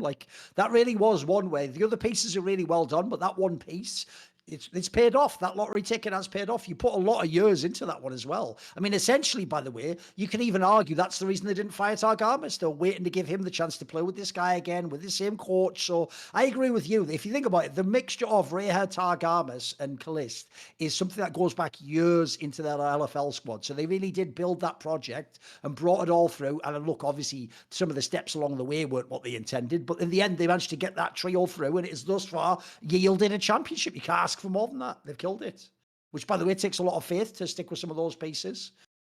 Someone asked a joke about Reckless, but you have to understand, I'm going to spare Yamato on these ones. So Kiku says, would you rather be a musician or a film director? And if so, what style of music or films would you make? Which would your preference be, musician or film director? Oof. I would have to say film director. I think there's so few of them in comparison to musicians. I feel like it's too easy to fall on the wayside as a musician. I think like as a film director, what I would hope, like what I would draw the most inspiration from is just my favorite directors. Right? It's like the goats, pretty much. Whether it's Tarantino, Scorsese, Nolan, just like I would want to really, really make sure that every single scene had details that you only see when you watch it the second time. This would be like central for me, because I love movies that are rewatchable because you can see it through the lens of having the information with you. And I would just plant so many Easter eggs in the open, and I would want the final, like the finale of the movie be something that would be hard to predict and estimate. I think this would be super important. I would never want to make something cookie cutter where the hero is going to get the girl and he's going to, of course, save the world. Like I would never want to do something like that. I would want to create something that really, really makes you think. And when in what genre that is, whether it's like a murder mystery case or something, let's say criminal related, because these are the things that I kind of move towards when I pick movies and series. That part is too hard to say, but I would want to be a movie director. I'll just be quite cynical on this one, because the problem is, from having read a lot of the biographies and stories of people who are both musicians and film directors, film director in theory is the most overrated gig you can have, because the problem is it's the hardest to actually get your vision through. Because here's the difference. If you're a musician and you're like a brilliant guitarist, there might be a producer who says, we're only going to do a couple of tracks like that. But in general, you get to do what you want in terms of the notes and the composition and all the rest of it. Like, you don't really have anyone coming in and going, cut, we're going to stop the way you were doing that. Right. In general, they're going to sort of give you a lot of freedom to do that. But the problem with director is you need your whole cast to do what you want. You need all the fucking camera people to do it all, special effects, the fucking makeup department. There's so many different things. And then also there's the producers, the studio, and supposedly these motherfuckers just get in your way, and there's so many things can go wrong that you don't have direct control over, that it's the hardest to get your vision through. It's the easiest for you to just sort of get neutralized or have your legs cut out from under you by someone doing a bad job, or it's like coaching in Fnatic. It's just like coaching. Sort of, yeah, that's the problem. So even if you have the vision, you can't always get it through, is the issue. There's like a bit of luck involved as well. Whereas based on what I've heard, it sounds like for musician, as long as you meet certain thresholds, and especially once you've got status, you can sort of do whatever you want. I'll also say as well, the other problem you have as a film director is in the modern day, they're not making films just for the sake of films nowadays. They want them to have box office success. So the difference is, if you're like a niche artist, you can just make like some okay money and cater to your fan base, and you can probably still keep making albums. If you make movies, they almost want every movie now to be a lottery ticket, to be like a blockbuster. And it's really hard to make a movie with your vision. Tell them, essentially, be like, trust me on this, is going to work. And then you don't even know where films, one of the worst things about films to me is there's almost no rhyme or reason as to whether a film's successful initially. Like some films that we all think are classics now, everyone hated for the first like 5 years and was saying it's all fucking doesn't make sense, or it's badly done, or this performance is bad. So I think it's just also one of the most fickle markets out there. Like, I get the appeal. It sounds mega to be the Kubrick auteur who does every part of the film. But I think there's a reason why there's very few people have ever successfully been able to do that. Whereas I do sort of feel like for people who do music, you somewhat are more your own master in that sense. And if I had to pick one, it's easy because I like a lot of different types of music, but one of the types of people I've always been jealous of is really good drum and bass producers, because you simultaneously get to make your own music you like, and then because you get to DJing looks like fucking sick as well. That's totally different from doing a live performance with guitars from it. DJing's the vibe, isn't it? You get a whole fucking crowd just moving them as you want to move them. Like that always looked super fun to me. So I'd love to just be a drum and bass DJ. That's what I would pick. Fuck, now I want to change, bro. Very compelling, very compelling, bro. Maybe if they bring back DVDs, I would be. Okay. I want to be a director. I saw that Matt Damon saying, we don't make movies for the heck of it anymore. It's just fucking slop, which is funny because it's by extension that's the case also in most mediums, right? It's like for YouTube, it's way easier to just drop a highlight than to do like an intrinsic video on the topic that you're very intrigued about and very happy about, and then you put hours into it, and then people don't watch it because it's like my reaction. For example, I watched Nord versus Los Ratones play, and I just reacted to the game as like a 50k banger on YouTube, and then I did like a deep breakdown of the G2 versus Casey series where I look at all the details, all the fucking nuances of the swap and how they move around the map, how the support is screwing over caps and how he's overplaying and all these details. Nobody gives a fuck about it. Like nobody. So it's funny how it really seeps into every walk of life in a way. And I could definitely see the world on the music side that people are moving away from being stuck and like being caught in a web of you signed to a record label, you screwed over. Now it's more like you have so many like SoundCloud rappers or people like making their own music, being independent and having more control. So you've convinced me. You've convinced me is what I'm saying.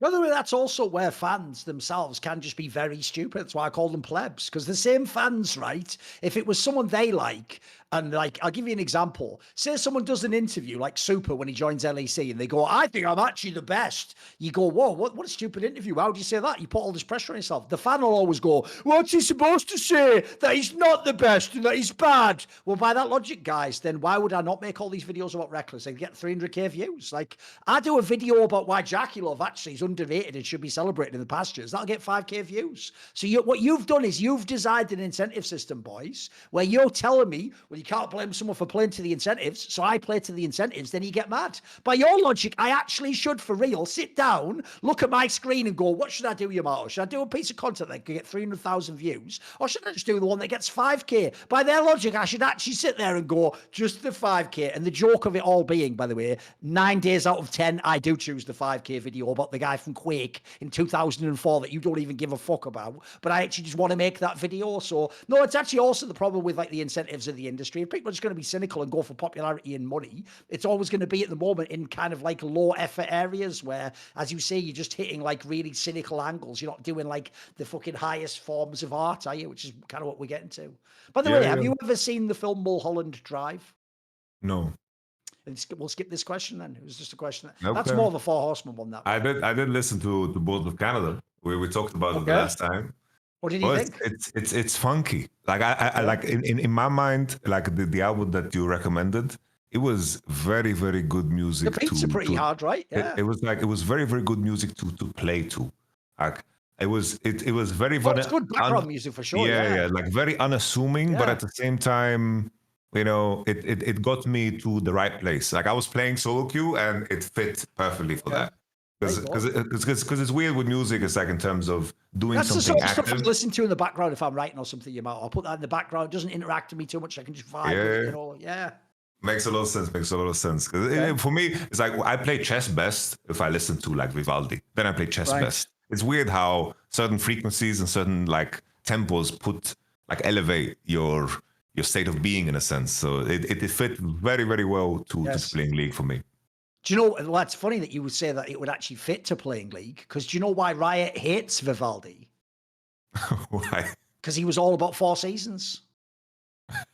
I don't get it. Well, in League of Legends, we've never had 4 seasons with the tournaments, have we? We just have like 3 seasons. Whatever. Sorry, man. It's actually pretty good if you think it through. That was pretty fucking good, wasn't it? That was solid. Well, the other joke he could also have done is they also fucking hate it when there's too much cheese in the game. There's another one there. I can do these all day, mate. It's too easy. Right, okay. Tallahassee Riot Supervisor says, which top laner pilots Gragas the best? It can either be current or historic. Who's the best Gragas top laner? The weird thing is, it's like mechanically, strictly mechanically, the boss is up there. Okay. It might sound fucked up, but there is a difference between playing a champion well and playing the game and the role well. Right? There's definitely better top laners than Baus, but his mechanical play on Gragas is super good. But that's more of the joke answer. The person that stands out over anybody else, of course, is Zeus. Like Zeus as a Gragas player is really insane. He had some clutch moments, had some shitty moments too at the World Championship, but he is a player that has, I believe like his all-time career with Gragas is super insane. Another one that stands out that is not active, of course, which is not related to the question, but I need to give him a shout out, is of course Wunder. Wunder has fucking won series and games of his Gragas play. And then it was also fun too. We had that era of like middling Gragas too, where like Faker and Niski were playing it super well. But that's I'm all tapped out on Gragas facts. Oh, they're pretty good. I mean, who else would even be in there? I guess like 369 had a good one at one point in time. 369, yeah. He could do it for sure. I think you think it's all on that. It's such a specific champion. I do think like Wonder is mad underrated. He was fucking goated. That was the one where if you go under him when it's fucking 1v2 under the tower, like bring 2 coffins, mate, you're gonna fuck up. He's gonna turn that shit around on you. So many people have thought, haha, we can dive him now. It's like, well, enjoy that. Enjoy how that works out for you. Yeah. I remember also, look, we were like fucking about to lose against XL. Like Fnatic season over against XL in playoffs. Mickey joined that team and revitalized it. And we have this moment where Patrick is playing Sivir, and we have this Yuumi Gragas combo that we do where the Yuumi Q is perfectly timed with the Gragas ult. So his Sivir E, basically, his Sivir E can't block the Gragas ult, and he pushes him into the turret. We deny the final push, and we sweep the series, which is, for me, that's a memory that is stuck in my mind because I thought my life is over. Like if I'm losing against XL at that point in time, like Fnatic, not make worlds, fucking lose in first round of playoffs, that would be ugh. I already did that in spring with Selfmade before we brought in Adam and Bwipo to jungle. Like not again. Right, Jason asks, with Coach Tabe becoming the first coach to make LPL finals with 3 different teams, to be fair, this is before Top Esports made it there, where does Tabe rank in the GOAT LOL coach conversation? So where would he be for you? Is he up there? It's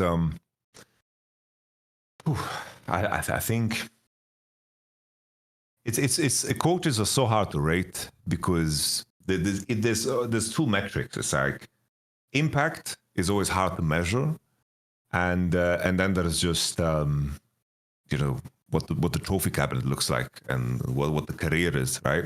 It's like Coach Kim. Someone that comes to mind. Koma is easy to place up there, and then we have like some like and we have like Danny is a name, right? In terms of how you place these, it's so difficult.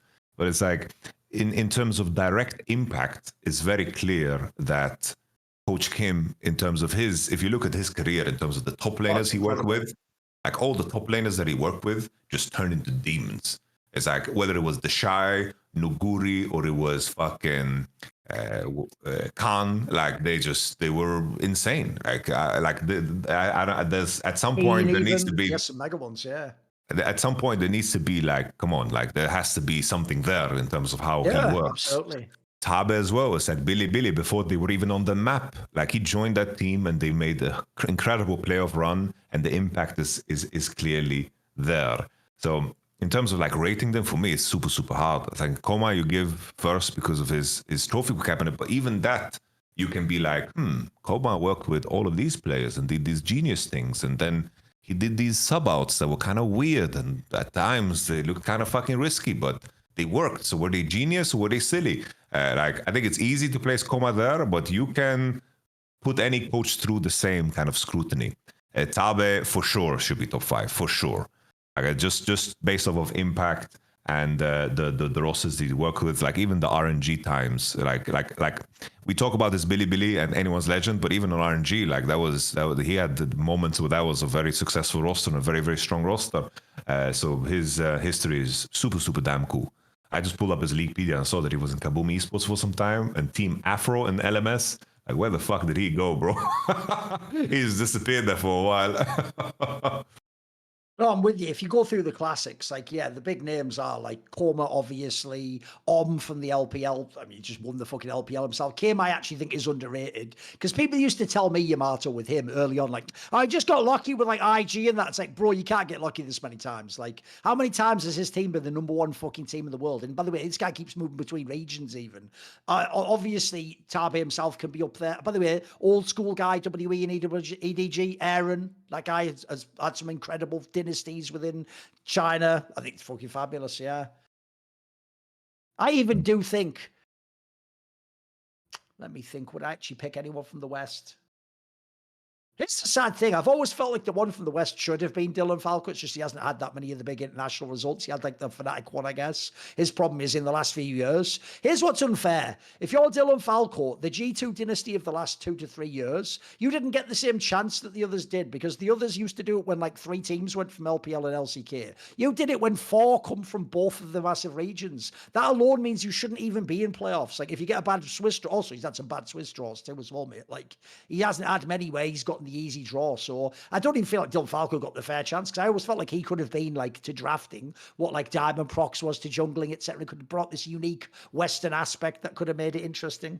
By the way, Tabe definitely up there though. He can easily be in your top 5. I think it's totally fair. You look at the body of work, how many different teams. Yeah, it's mega. Right. Nadnerb says, where does Bengi rank in your all-time jungle list? And then he has his reasons as to why he doesn't think so. But where does he, if you're making a list of all-time junglers, where's Bengi on this list for you? Are you more generous?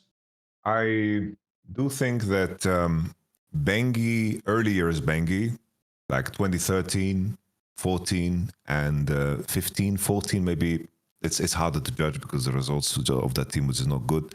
But 2013 Bengi, he was so much better than everybody. Like I rewatched their OGN run and the Worlds run like recently because I was thinking of making a video, but then I just chose not to about like just T1 and like Faker's like career in general. And like he was so damn good. But the issue now is that there's way too many players that have just had a way longer career. And I don't know what it came down to when Bengi was like subbed in, subbed out, wasn't playing, was playing. Like all of that just put such a big question mark on some of the eras where Bengi was impactful. And I think that matters in my estimation. Like, I don't think he comes close to the conversation of Canyon, because it doesn't come close to the conversation of Peanut either. I think there's some other names that can come to mind that maybe could surpass Bengi. Like Jankos is a name that should come up. Karsa is someone that should come up too, and in the longevity department. And then we have like Tanavi and Tian. I think having longevity and the more modern the game was and keeping up and having like fucking 6, 7, 8 years under your belt, that just should matter so much. But I give credit for Bengi 2013 and saving T1 when they were at their worst with their jungle situation. But beyond that, it's hard to put him in above Peanut and Canyon specifically for sure. Yeah, his problem obviously is even his longevity is actually like a bit fraudulent because at the end he's just being brought in as the insurance policy, or when everything goes to shit, he comes in and plays the game. Like that means he wasn't even their first choice. So I'm with you. The problem is at the end there's just too many names. Like Score was unbelievable, Canyon's sort of fucking goat, Kanavi, we just mentioned ourselves. Think about the run he's just had. Peanut is unbelievable.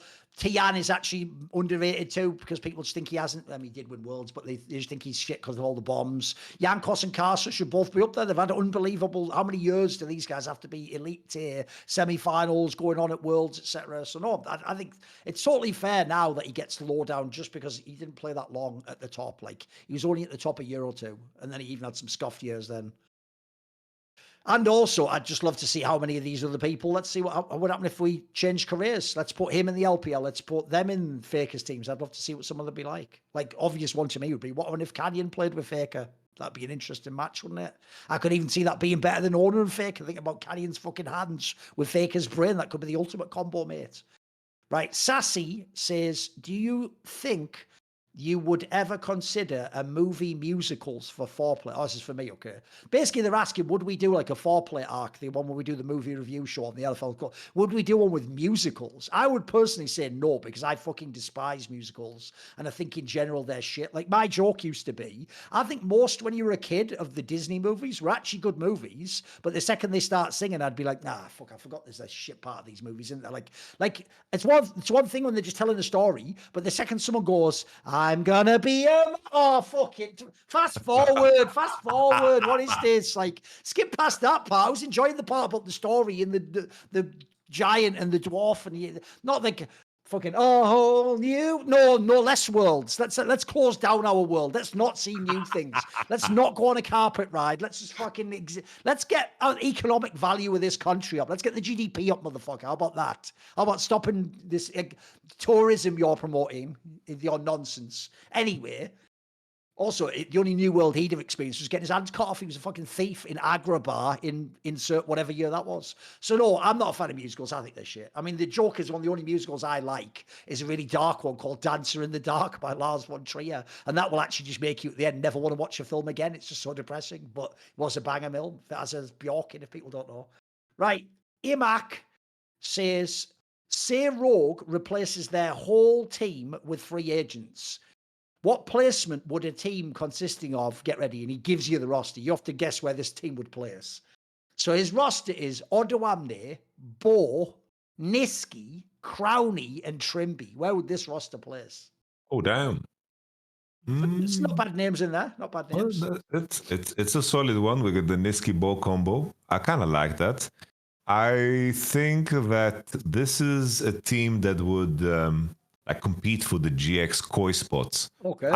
I don't see them breaking top 3.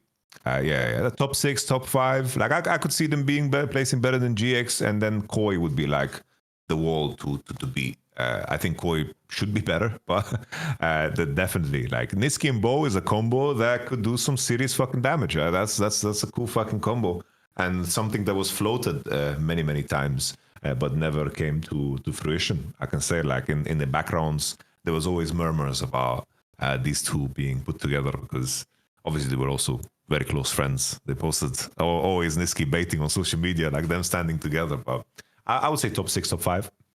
What I actually do like about this roster is it's actually also a really obvious plug and play roster. So you got, not only have you got Niski for Bo, but you've also got Trimby, who never shuts the fuck up. So they're going to handle all the shot calling. Bo really is just going to use his hands. Odoam there automatically is the weak side, and Crowley always going to take over the map when he has the lead anyway. I actually think this roster would work really well. Like, I think unironically, I'm with you. This would be a playoff team, mate. Like, this team would actually be kind of fun to watch. I would watch this tomorrow. I'd sign up. Yeah. He's hired. Right. He's officially a GM in LEC. Zid says, what do you envision Carmine Corp Vladdy's ceiling to be? Who do you think is his historical comparison for an LEC mid? So 1, what's his ceiling? And then 2, can you think of a different mid laner you'd compare him to? Oof. I think regionally it's very hard to compare. I think that his way of playing, if there's anyone that reminds me a little bit of, it's like, it kind of reminds me of like Fabiven in the beginning.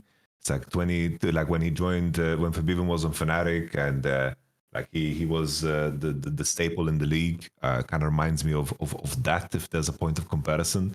I think that the key thing about like the legends, like in Perks in his startup, or Caps in his startup, they were so explosive. Like they really.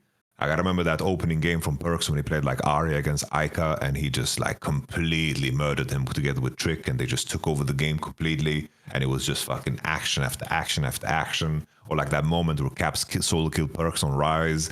That was such an explosive way to come into it. I think what's so incredible about Vladdy is that he doesn't show any tendencies that you would usually see in an up-and-comer.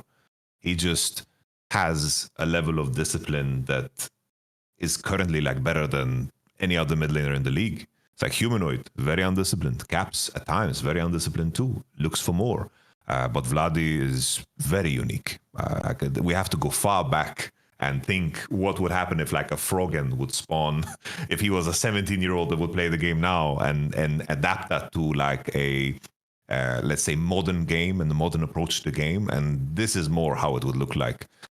Like if we went from adapting an 8-bit music thing from like an old fucking Final Fantasy game that was 12 megabytes on a little fucking diskette, and then someone would make like an orchestra out of it because it's modernized. Like that's maybe a point of comparison that would make a little bit more sense, but it's difficult. It's tough.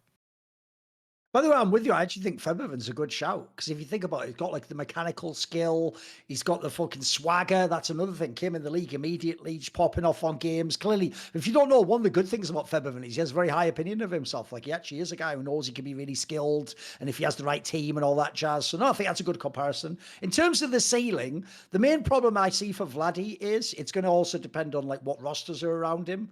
Like one of the reasons why it's so hard to win a lot of championships also is it depends on what your GM does. Depends who leaves, what happens when the contracts run out in a year or two. So he's got a really good chance now because they've got this roster locked in. But like, for example, how long's Canna really going to play in LEC? Is he going to be here for 2 or 3 years? Who knows? That's a player that was very key here. Yike himself is quite old. A lot of people don't know. I think Yike's like 26 or something, mate. Like he's had like a decent sized career himself. Who knows what happens with the rest of the team? So I think here's the problem. I don't think he's like clear cut the best mid in LEC. He's still got to prove that, he's still got to have some more splits. But right now, it does look like essentially, if people have been wanting the humanoids of the world to get replaced, this is the sort of player that can do it. This is the sort of next generation that can be the stud player. That's why I also think the coolest thing is I'll have a way better idea of this in about 2 weeks because we're going to get to see him play at an international competition right out the gate. That's really exciting. If he has even like one pop-off game, then I'm going to get really hyped for the rest of the year, mate. Definitely. Right, Big Boy asks, which EU players who went to NA were the biggest hit for the EU region? As in, which was the biggest cost to go to NA instead of staying in the EU?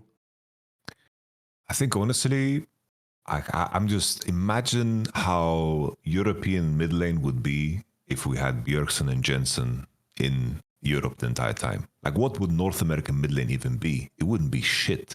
It wouldn't be jack shit.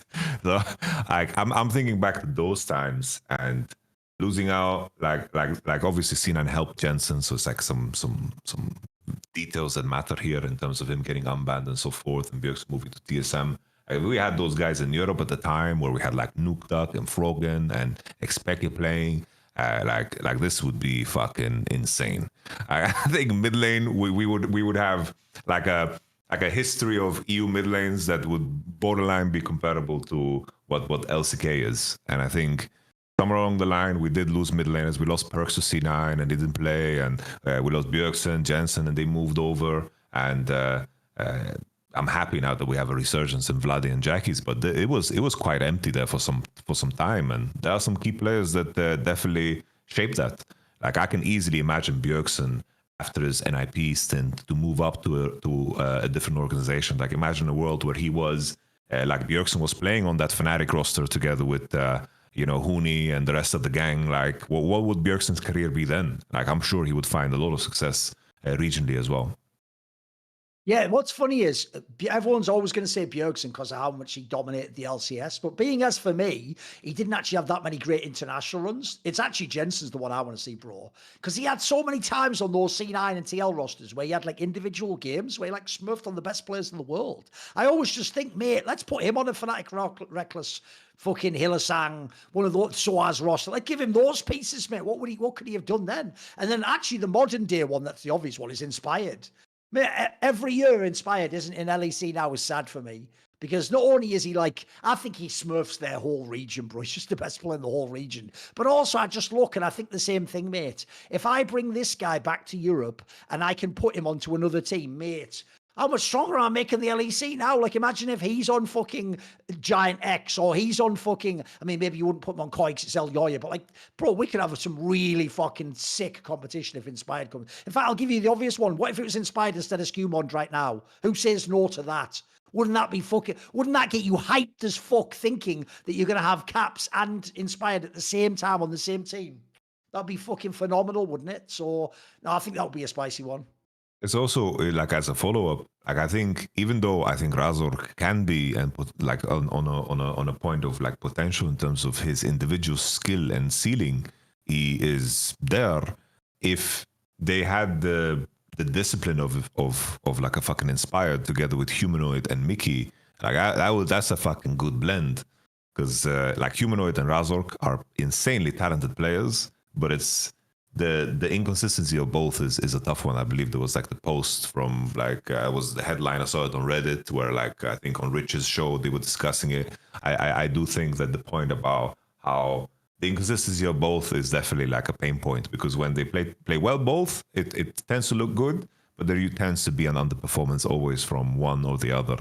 When push comes to shove. And I think that Inspire is the type of player that raises the fucking floor of your team immensely high. Like, Inspired can make a team top 3 very easy.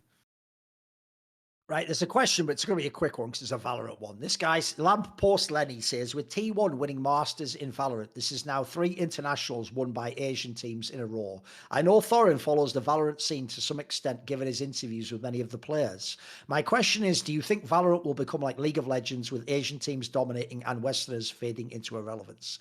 They won't fade into irrelevance because it's more like Counter-Strike, where skill can still keep you on the top. Europe's still a very, very strong region with a lot of good teams. They obviously battling against each other helps keep you sharp, etc. But I would say it will be more like, the obvious comparison point to me is like Overwatch, where you could have really good Westerners and like hybrid teams, but in theory the best players would be like the Koreans, for example, or the Chinese are very good in Valorant. And one of the reasons why is, it's very obvious, is in their region they have some of the most skilled esports players of any game you could ever wish for. So if you have your game that has a lot of skill in it, people get this wrong because they think of League and think it's not that skilled. Yeah, it isn't. Like, but if you ever saw the Overwatch players who were Korean, they were unbelievably cracked out pro. Like, I always used to say, I wish we'd had them in Counter-Strike. Like, they obviously never played Counter-Strike or cared about Counter-Strike to the same degree. So we'll never know that there probably was some guy, maybe he was a League player, that was as good as Get Right. We just never got to see him because he never played Counter-Strike. He played some other game like either Crossfire or he played League of Legends or StarCraft or something. And so the other reason why I also think you won't get like dominance from the West in Valorant is because I also think you've got an obvious flaw for Valorant, which is the majority of amazing FPS, TAC FPS players are playing Counter-Strike, not playing Valorant, unfortunately. So if you took Nico and Ziwu and Duncan, all these guys, and made them play Valorant, like Space Jam style to save the planet, yeah, maybe then you'd get players that were as good or better. But right now, like when I watch that ZMJJK guy, he's unbelievable. Like, he's cracked out of his mind, man. Like, some of their players are just too good. And you get the odd player in the West, but I do think that when their players, it's just the work ethic. The work ethic, it's horrible for individuals, but it's amazing if you want a scene to be on top. If you want to just dominate, you take that. It's like the Spartan approach. The whole point is the Spartans were leaving the ones that couldn't survive to fucking die on the cliffs. That's really brutal if you're the one that dies on the cliffs. It's going to make some really fucking strong soldiers if you get through that filter, as it were. So, yeah. We'll do a few more. Let's have a look here. Sweet Breeze says, Riot patch for first stand just released with nerfs to lane swaps. Is this a larger change prior to an international tournament than the famous Juggernaut patch of 2015? Is this the biggest change ever before a tournament for you in League? I think it is. I think it's so horrible. I think from a competitive standpoint, they are ruining fucking first stand because it's such an integral part in terms of what you draft. Like, every team is looking at champions and what they pick through the lens of being able to lane swap or not. And right now, like, let's say we theorize, like, are these the 5 best teams now? Like, they're playing in a completely different game. It's like, I could see a world where Korea and Gumayushi play a non-lane swap meta and they take a big dump on everybody. And now we will never know. So it's like, competitively, the time these teams have to prepare, because the big difference, that Juggernaut patch, there was fucking 4 or 5 weeks of boot camp ahead of that. Like, people could practice those champs, they could play those champs and get ready. And then, you know, at least everyone that qualified through playing football could practice playing basketball. Here, it's like, bro, you played football and now people are flying out to Korea and there's jet lag, there's press, whatever. The amount of practice that, for example, KC has that finished 3 days ago, it's fucking non-existent. They're coming into this tournament being able to just theorize as much as possible. But there's a big chance that we're going to have a lot of strategic misses, especially in Fearless, because it changes the dynamic of everything.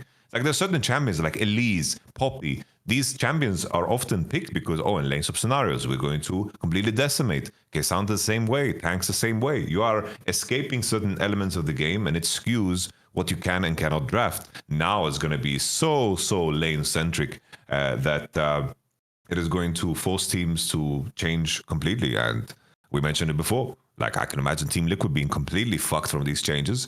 Like, they're going to be completely screwed. I do think this is probably the biggest patch fuck-up I've ever seen. The only thing that comes close in my mind was before playoffs in 2016 summer, they also like nerfed lane swap. They killed lane swap completely. And in the first round, we play against H2K Forgiven. Like they just removed because they added the third durability. So in our mind, obviously, haha, joke's on me. You could lane swap fucking anyway. But at the time, it was like, lane swap is over. We need to fucking figure this out. And we had 1 week to prep. And that's like borderline comparable. But at least it happened within the league, you know? Within the league, this is before a competition. So first stand is going to be like a big fucking question mark in terms of how performances are going to fluctuate. Right, there's only 3 questions left, so I say we just do the 3 and then we're done. Let's do it. So Morguina says, what is a movie you grew up watching that you were aware hasn't aged well or was never great, but you will defend for the rest of your life as a masterpiece? What's your guilty pleasure? Come on, Yamato, what is it? Bro, Tenacious D, The Pick of Destiny. Yeah, for like the 2000s or whatever, okay. Bro, this movie is it's a fun movie. Bro, I'll give you that. You know, I'm with you. One scene in the movie where he's hallucinating and he's like, Sasquatch. I'm going down the water, yay! And it's like in real life he's getting thrown around like rapids. That's actually hilarious. That part is funny. I'll give you that. That's pretty good.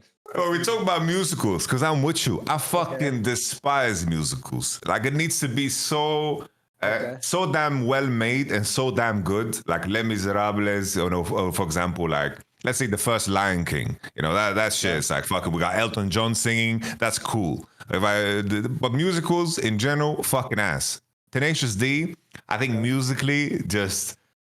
They've done such a great job. For me, it's I grew up on this movie. All of my homies, we thought we were really edgy. We were like fucking 11, 12 years old. We're fucking singing all the lyrics with the slices fucking cockles with a long and shiny blade. You know, we thought we were super fucking cool. Okay. So we were all singing these lyrics in unison, and we just rewatched that movie over and over again because growing up, it wasn't like, open Netflix and you have access to fucking 52 movies. It's like someone had downloaded Tenacious D. Right. We had it on a disc, and we rewatched that shit over and over again. Everybody knew the lyrics, and for me, I rewatched it again, and it just invokes this nostalgia in me. And I will fucking defend this movie forever because musically, it sounds fucking insane. I think Jack Black and Kyle Gass at the time, they fucking nailed it.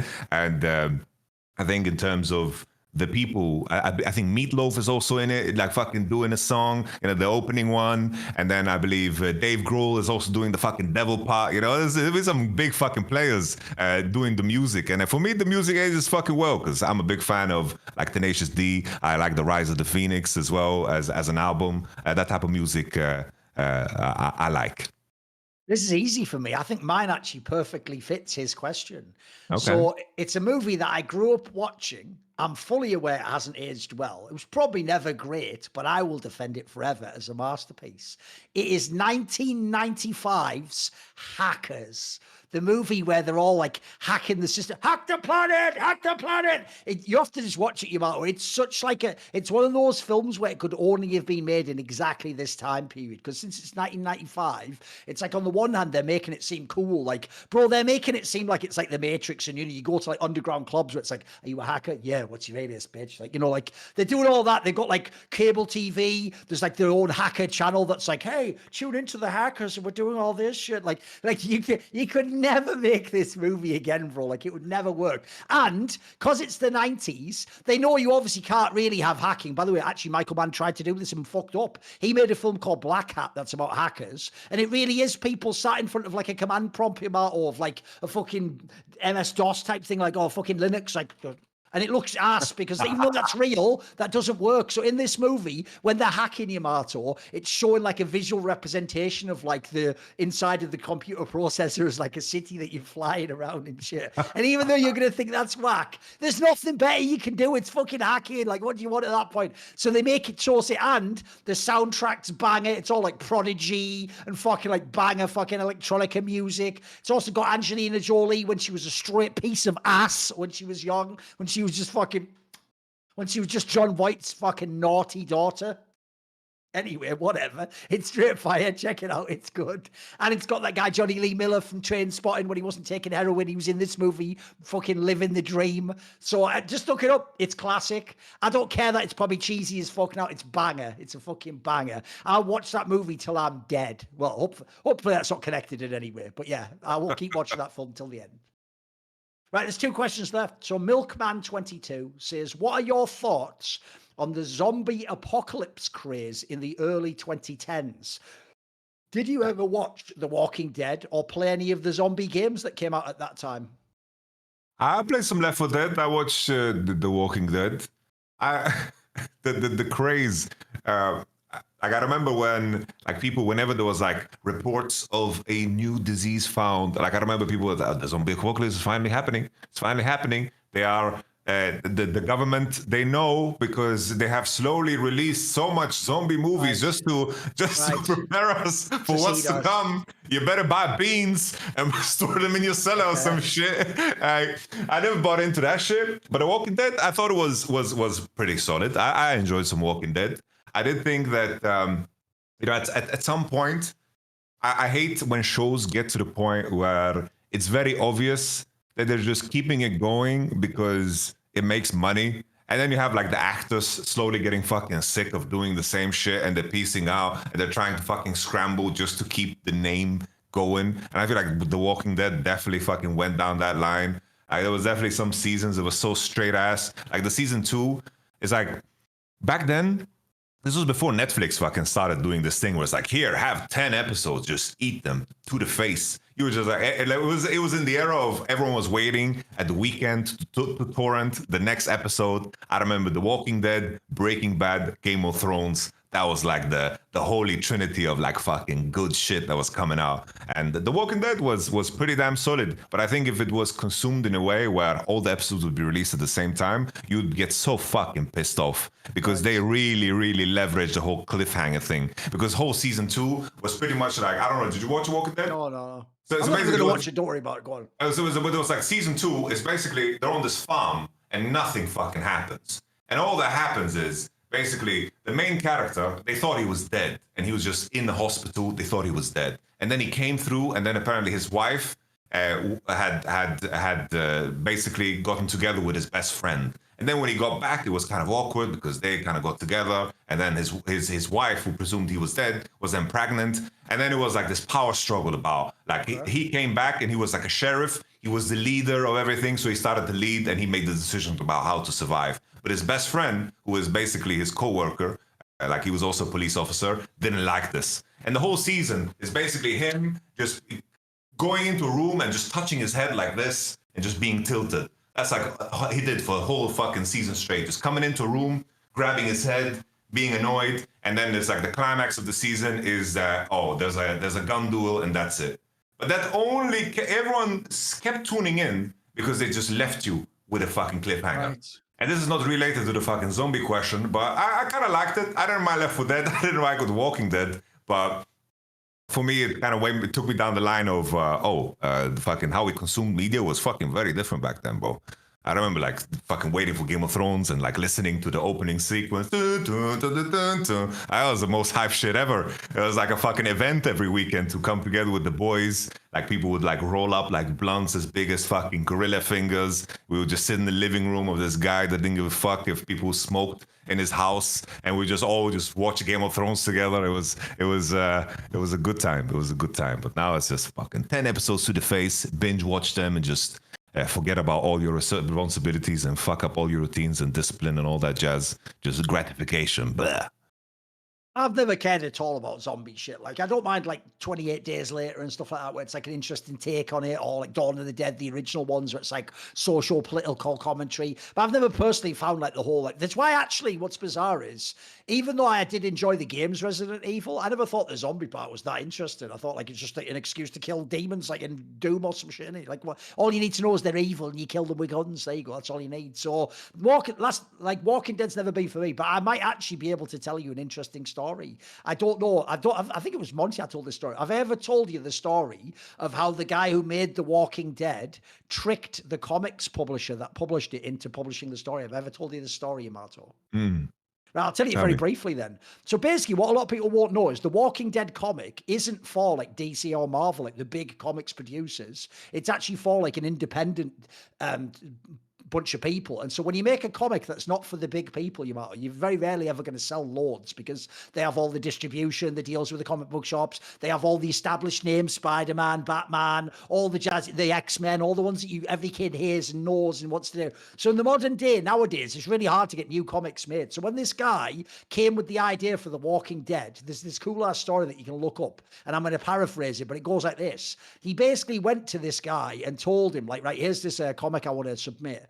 And then the guy who worked for whatever this company, I think it's called Kaboom or something, was like, oh, I've read through it. Like, it's not a bad story, but the problem is it's a zombie story, mate. Like, no one buys zombie comics. It's not even a thing, is it? And he goes, oh, okay. So you're not interested? And he's like, nah, I just don't think it can go anywhere. And he goes, yeah, but here's the thing, though. What about the twist, though? And the guy's like, what do you mean? And he goes, this is what you're going to love. It's not really about zombies. He goes, zombies is how I'm going to trick people in this story into getting into it. And it's going to be revealed. I'm going to put little clues throughout the first issues so that as you keep reading, you think it's just a zombie outbreak. But what you're going to discover is actually the zombies are like the first stage of an alien invasion of our world. And that what the aliens have done is they've seeded zombies into our world to be the sort of shock troops that are going to rampage over. And you'll see from the clues I'm going to layer in that eventually I'll reveal it's actually aliens doing all this and they're going to invade our planet. And he goes like, holy shit, that sounds amazing. And he goes, yeah, but here's the thing though, I'm going to be really subtle though. So I'm just going to put like the odd clue here and there. So the joke goes, he starts letting the comic be published, right? And supposedly he goes back to the writer, this Robert Kirkman guy, ages later, and he goes, like, listen, everything's going great with the comic. Numbers are all really good. The only thing is though, like, I'm looking for the clues. Like, what are the clues? Like, when did the aliens get? And he basically just told him like, oh, there aren't any aliens. I just told you that to trick you into making the comic. That's actually sick, isn't it? That is actually a fucking Oh sick ass story. shit! That's Holy! fire. That's fire, bro. That's actually fire, isn't it? I know. But Oh luckily, it all damn! worked out. Luckily, it all worked out. God Right. bless. I've never watched that show, though. It's never been my thing. Right. There's one question left. Spooken says, are there any champions you think should be evergreen in pro play? As in, Riot should make sure they are always in a playable state, either via game mechanics or buffs. What is there a champion you want to be evergreen in League of Legends? Oh shit! We just had the lane swap changes, so the question just became more complicated. But I do think, like, I'm looking at 80 carries. I think if Ezreal, Kaiser, and Zeri are playable, I think it's usually like the game is in a fantastic state. I think these are the champions that offer like the most ADC type moments, like Uzi fucking moments back from season 2. Like Tristana probably needs a rework, and then boom, she's also in this pool of champions. But I think as long as those champions are relevant, I think all the champions around them are also super fun, unless it's, of course, the poison that is the Zeriumi era where the Lucianami Zeriumi happened. But I feel like we have moved past that in a very elegant way, and Zeri is in a very playable state. So I'm talking about Zeri in the current state of things. For me, Zeri, Kaiser, Ezreal, these are the three, bro, because Ezreal as well, bro. When you see like someone flowing on Ezreal, oof, it's beautiful and it's fair. It's very, very fair. It's relatable, and everyone's like, "Oh, that's." No one ever says, "Ah, that's fucking bullshit. Ezreal's fucking broken." Sure, it happens, but most of the time it's like, "Damn." Like for example, the Hansama moment against Fnatic, everyone was like, "Woo, Hansama's for real." Look at that Ezreal gameplay. So these three champs for me. I will just say it's an easy one for me. Ever since I've watched League of Legends, this is the obvious one I've always wanted to be in the game. It's just Thresh. I just think the kit of that champion is fucking unbelievable. It allows so many different ways of playing even. I even think one of the most underrated things, everyone just thinks of the mechanical player who does the hooks and go in. I like the players that just like fucking use the flare masterfully. You can never get on their ADC and they're just permanently zoning you off. Like, I think when that champion is in the meta and it can be played, it's one of the best time periods ever in League for me. So I've always enjoyed that one. It's not really something Riot's kept up with. I noticed they've let that sort of champion somewhat die off and people just play the other champions now, but I've always thought that was a banger. That was the one for me. Right, that's it. We did all the questions, Yamato. Obviously, next week will be the first stand thing, so we'll be back to talk about some of that jazz, and we'll see the ups and the downs. Thank you to everyone who supported our sponsors and the sponsors themselves, and everyone who subscribed and asked a question on the Last Free Nation Discord, which is where you go to do so. That's it for this week. See you next week.